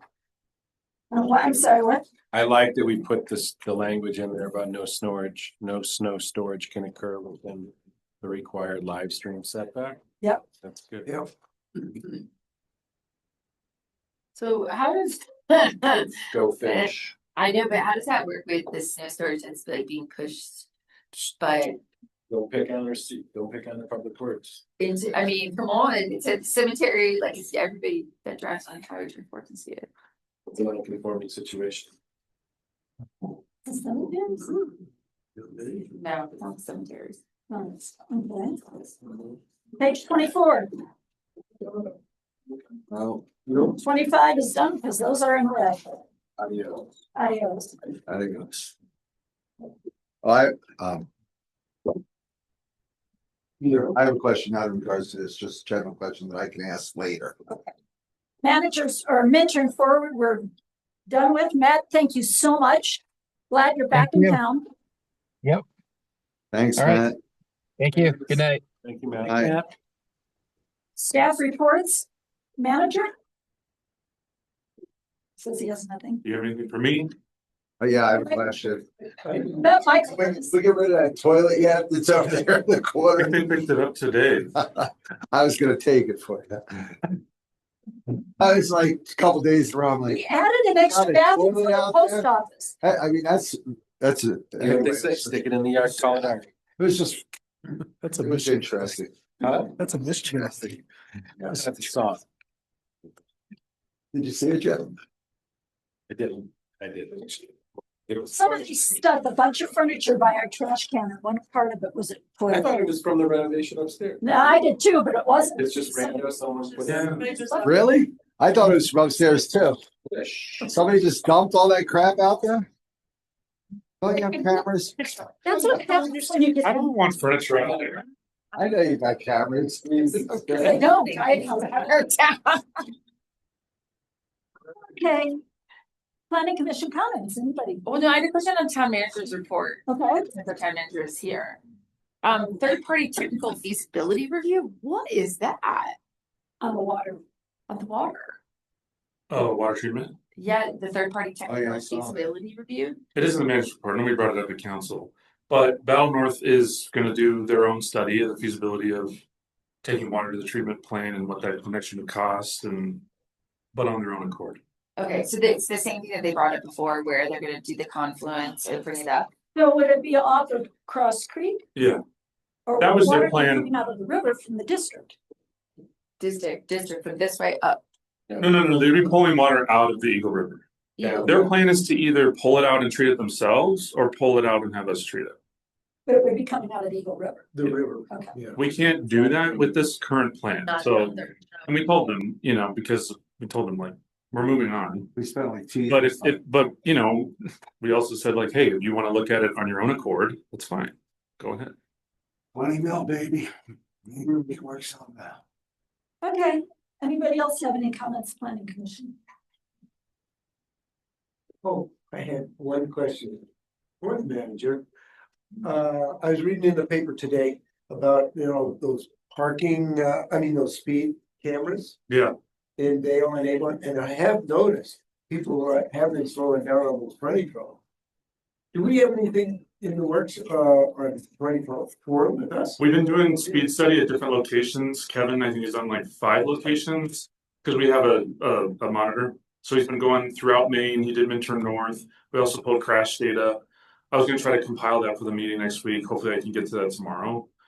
We also met with the company that worked with Avon and Vail. Cindy met with them, I think, a year or two ago. Well, we met with them 2 weeks ago. The thing is, if the council decides that they want to pursue that, this company will come to a speed study, but I think Kevin's work would highlight where the best location would be. Because, your numbers have to justify. So, And you're referring to the council meeting next week. yeah, I was hoping I can, but it's a lot of data to compile, so that's aspirational, Okay. but we are like working on it because I told Kevin to start looking at it because I knew somebody would bring it up. So I was like, let's be prepared. So we're prepared. Did anybody tell you that like back, I forget how many, it's probably 15 years now, when we did the study, down by our side of town? Yeah, And yeah. they did the study, we were complaining about speeds coming around from the school and down, and so they did the study. And they ended, and CDOT came back and they raised the speed limit. They raised. Yeah, our numbers at that, I think Kevin already did that, and our numbers because of the percentile, they would not justify a camera there. Yeah, so it's like, be careful. Because your deviation, I think, has to be over 9 miles per hour above, like, or 5 or whatever, but I think their numbers don't justify that And location. we have the sheriff sitting at the barber shop every morning. So if you want a ticket, he's ready to give you one for less than 10 over. Mhm. He was. I'll make Every day. If I get it together, I'll just make sure that you guys get a copy just so you can see. Does he get free haircuts? Probably not, but he's. He's very happy. Okay. Future meetings is February 11th. We know that we have. A big meeting. Are we, I noticed somewhere, something I was reading, something possibly about Minturn 4 that night. Maybe if we have Some extra time. specific answers on the things you brought up tonight. Okay. Do we have Do we know things for houses? 2 changes to approved plans at Belton? And then the work session that I emailed you and Scott, is there gonna be during the day on that day, or what are you guys planning for that work session? That'll be before the meeting, likely at 4:30 or 5, depending on how long we think it'll take to do this. That's site visit, and then because of the way that the code 17 is written, do we have to come directly after that with any questions, post that site visit, so it does give us opportunity for the way the code is written for questions from the planning commission? They'll post it within a work session. Well, yeah, the way the code 17 reads looks a little like, it's like we have to present, we have to have the site walkthrough and then present any questions I think that could happen during the normal During the hearing. normal meeting. during the normal meeting, Yeah. okay. Thank you. Because thank you for bringing it up. We have as a practice, ever since I've been here, maybe we've done one site visit, but I think it was not discouraged, but I think the town attorney said, we don't want to do those things. And the reason why those are difficult to carry out is they are often very unwieldy. You have 5, 10, 15 people wandering around a site. They're talking to each other over here. They're talking over here. When I was at Eagle County, we got really good. The county attorney was always at those meetings. She or he would always start the site visit with a recorder in their hand saying, this is being recorded. Here are the ground rules. You can't talk to each other about any of this. You can ask staff questions. You can ask the applicant questions about what do I see over there on the property. It's very narrow, right? And it can be done well. But for those reasons, we've never really gravitated towards doing those here in Minturn. So expect that when we get out on site, that it'll be orchestrated and pretty tightly regulated. Appreciate that. If I see any one of you wandering off talking to the developer or yourselves or whatever, I'm going to throw a shoe at you, but I'm just kidding. So Those are the, already walked out there. That said they needed 3. yeah. Do I need to go again? Would you want me to go again? Let's phrase it that way. I don't think it's critical. I really don't. I think if we were trying to comply with the code, the way it's written, which is 3 members, a minimum of 3 members have to have gone to the site. It doesn't say as a group. It doesn't say you have to have a organized site visit, which is why we didn't do it. And we sent out an email, or you sent out an email saying, please go visit the site, so we wouldn't run into problems with the code. So in this instance, since we're now going to do a site visit and we're going to advertise it and we're going to notice it, we do need to have, I think, the majority, at least 3 of you at the site visit. We need a quorum for the work session. Yeah, So thank you. Who would like to? I'm 100% going to be there. I have Michael? I have just site The 11th, questions. February the 11th, it is a Wednesday. It's only a little bit before, yeah, no It'll be problem. either at 4:30 or 5, depending on how long we think the site visit will be. There's no- And And the question is Eric allowed to do that? Yeah, I think Yeah. so. can we also make sure we have our applicant go at so it's gonna be on a Wednesday. If he could go exactly at 4:30, 4:45 would be the best time to hit Malloy Park. We That would be amazing. Amazing. 4:30, 4:45 would be the best time to go. No, we should be out of there before school lets out. No, that's what I'm saying. No, we're gonna hit it at 4:30, just so we can experience that you cannot pass on that road in the winter. Yeah, no, It's like, it is insanity. you want to definitely be there by 4:30, you won't get it. No, we won't. You My won't son get didn't get that. home. Why do you think I was late today? So maybe we'll have the site visit at noon on that Wednesday. Much better. I mean, just from a practical standpoint, I hear what you're saying. Saying like, it's so I mean, I would recommend not having it anywhere near there when school is gonna get out. Yeah. yeah, the line starts forming at 4:20, 4:15. We don't want to get ourselves caught out there and not get back for a public hearing. Oh, you can get back, You can get back. you can get back, for Just sure. wanted to slide around. That's not a problem. My sense is that we want to shoot for 4 to be on site or earlier, and Crazy. give ourselves enough time to, Good. and carpool. Can you? Yeah. Amanda, can you be there? I will be there. Eric, can you be there? You'll be in school. Yeah. You'll be at school. Work. I can't. You can. Michael? Avoid substantive conversation at all costs. Just look, maybe questions, but don't say. I'm gonna write the questions down. And bring it back. Back to On the- February I 11th. like to speak when spoken. Yes, yes. Okay, so you've got 3, you've got Jeff and. Need to Amanda. do that better. I have another question for Madam Chair. That's what I call you, right? Madam Chair. I think, Madam Chair, I think in our last meeting that we had for that, I think that it ran really, really well. And I think that when we all discussed stuff with the applicant prior to the public speaking, I thought it Michael recommended that. I thought it worked good, and hopefully we can do that again. Hopefully we can do that again. That's Michael recommended that. So on February 11th at 4 o'clock, We don't know that yet.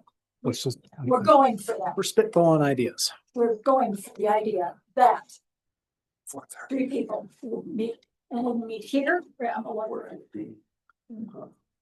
If we might want to discuss carpooling, all of us get in one vehicle if we can, if there's only 3 of you. But then can you keep?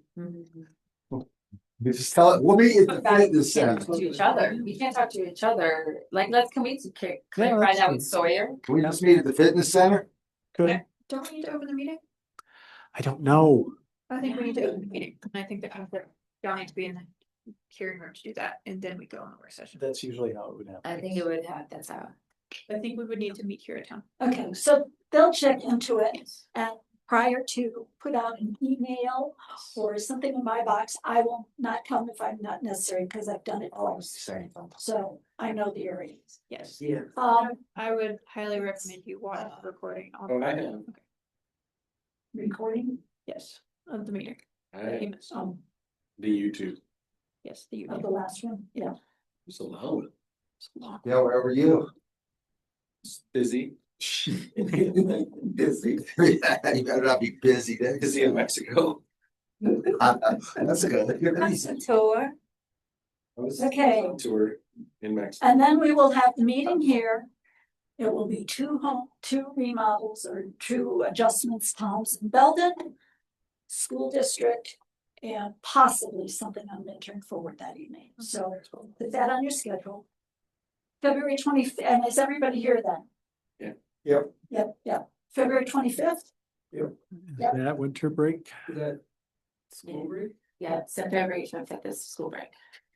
And since we're going into February medicine, would you like to tell us who will be coming up for reappointment? Oh God, I don't know that answer. I know it's Jeff, Yeah, it's definitely me. And it's me and you, Jeff. and is it Eric? Am I here? Or- No, are you? No, are you we're coming up for. I'm not, it's not me. It's not me and it's not Daryl. We were the last. Oh, Eric's up?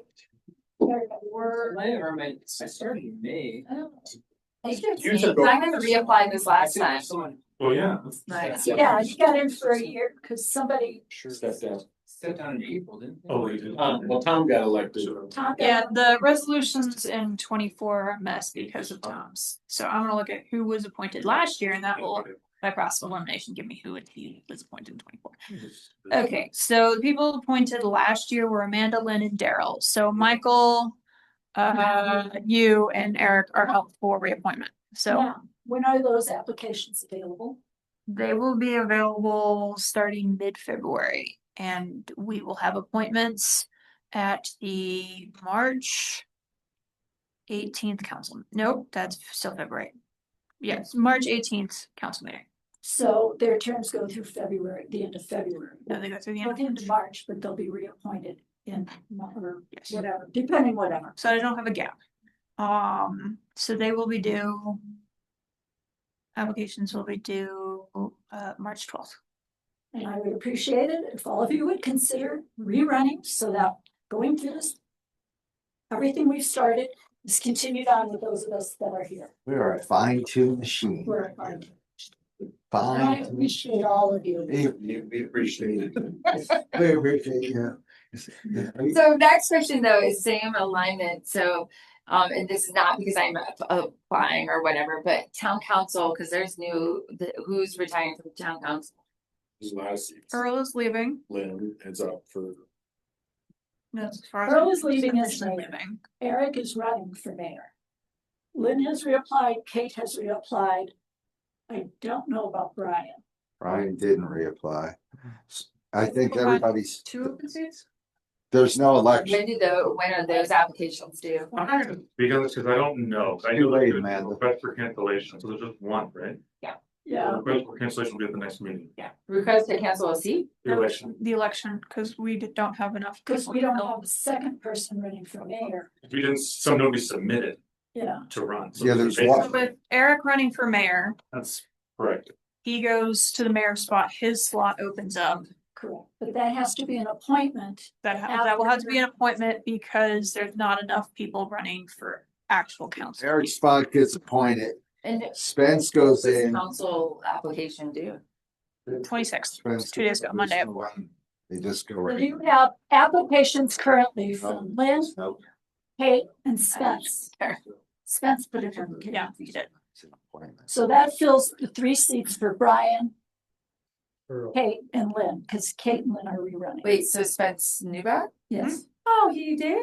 So then what happens is Eric runs for mayor. He's not, doesn't have the competition. Eric doesn't have any competition because nobody else pulled for mayor. So then Eric will, there's probably going to be no election. And I'm sorry, but I went over this with Jay last week. I asked him. Well, no, I mean, go for it. I just was like, you're doing a better job than me, so go. So Eric moves up to mayor. That leaves Eric's space open, and they can't fill that until Eric is actually moves to mayor, and then they appoint it. Somebody would have to apply. Somebody might have to apply. Oh, sorry. So wait, the other question. Too late. They're not gonna play. Since June 126 was 82. Oh, so it's too late. Well, you can't apply for the election, but after the seats are filled and there is a seat available, Then you can apply. you can apply to be appointed. So you're not done. Then we'd have to look for somebody new for here. Nobody's applying, but I'm very. All of us might. Daryl. When's the next thing? on You're our well. agenda this evening? I make a motion to adjourn tonight's meeting. I do too, thank you. Everybody, ready to adjourn? Yes, I make a motion to adjourn tonight's meeting. I already did. You did Daryl. first, I second it. All right. Rick seconded.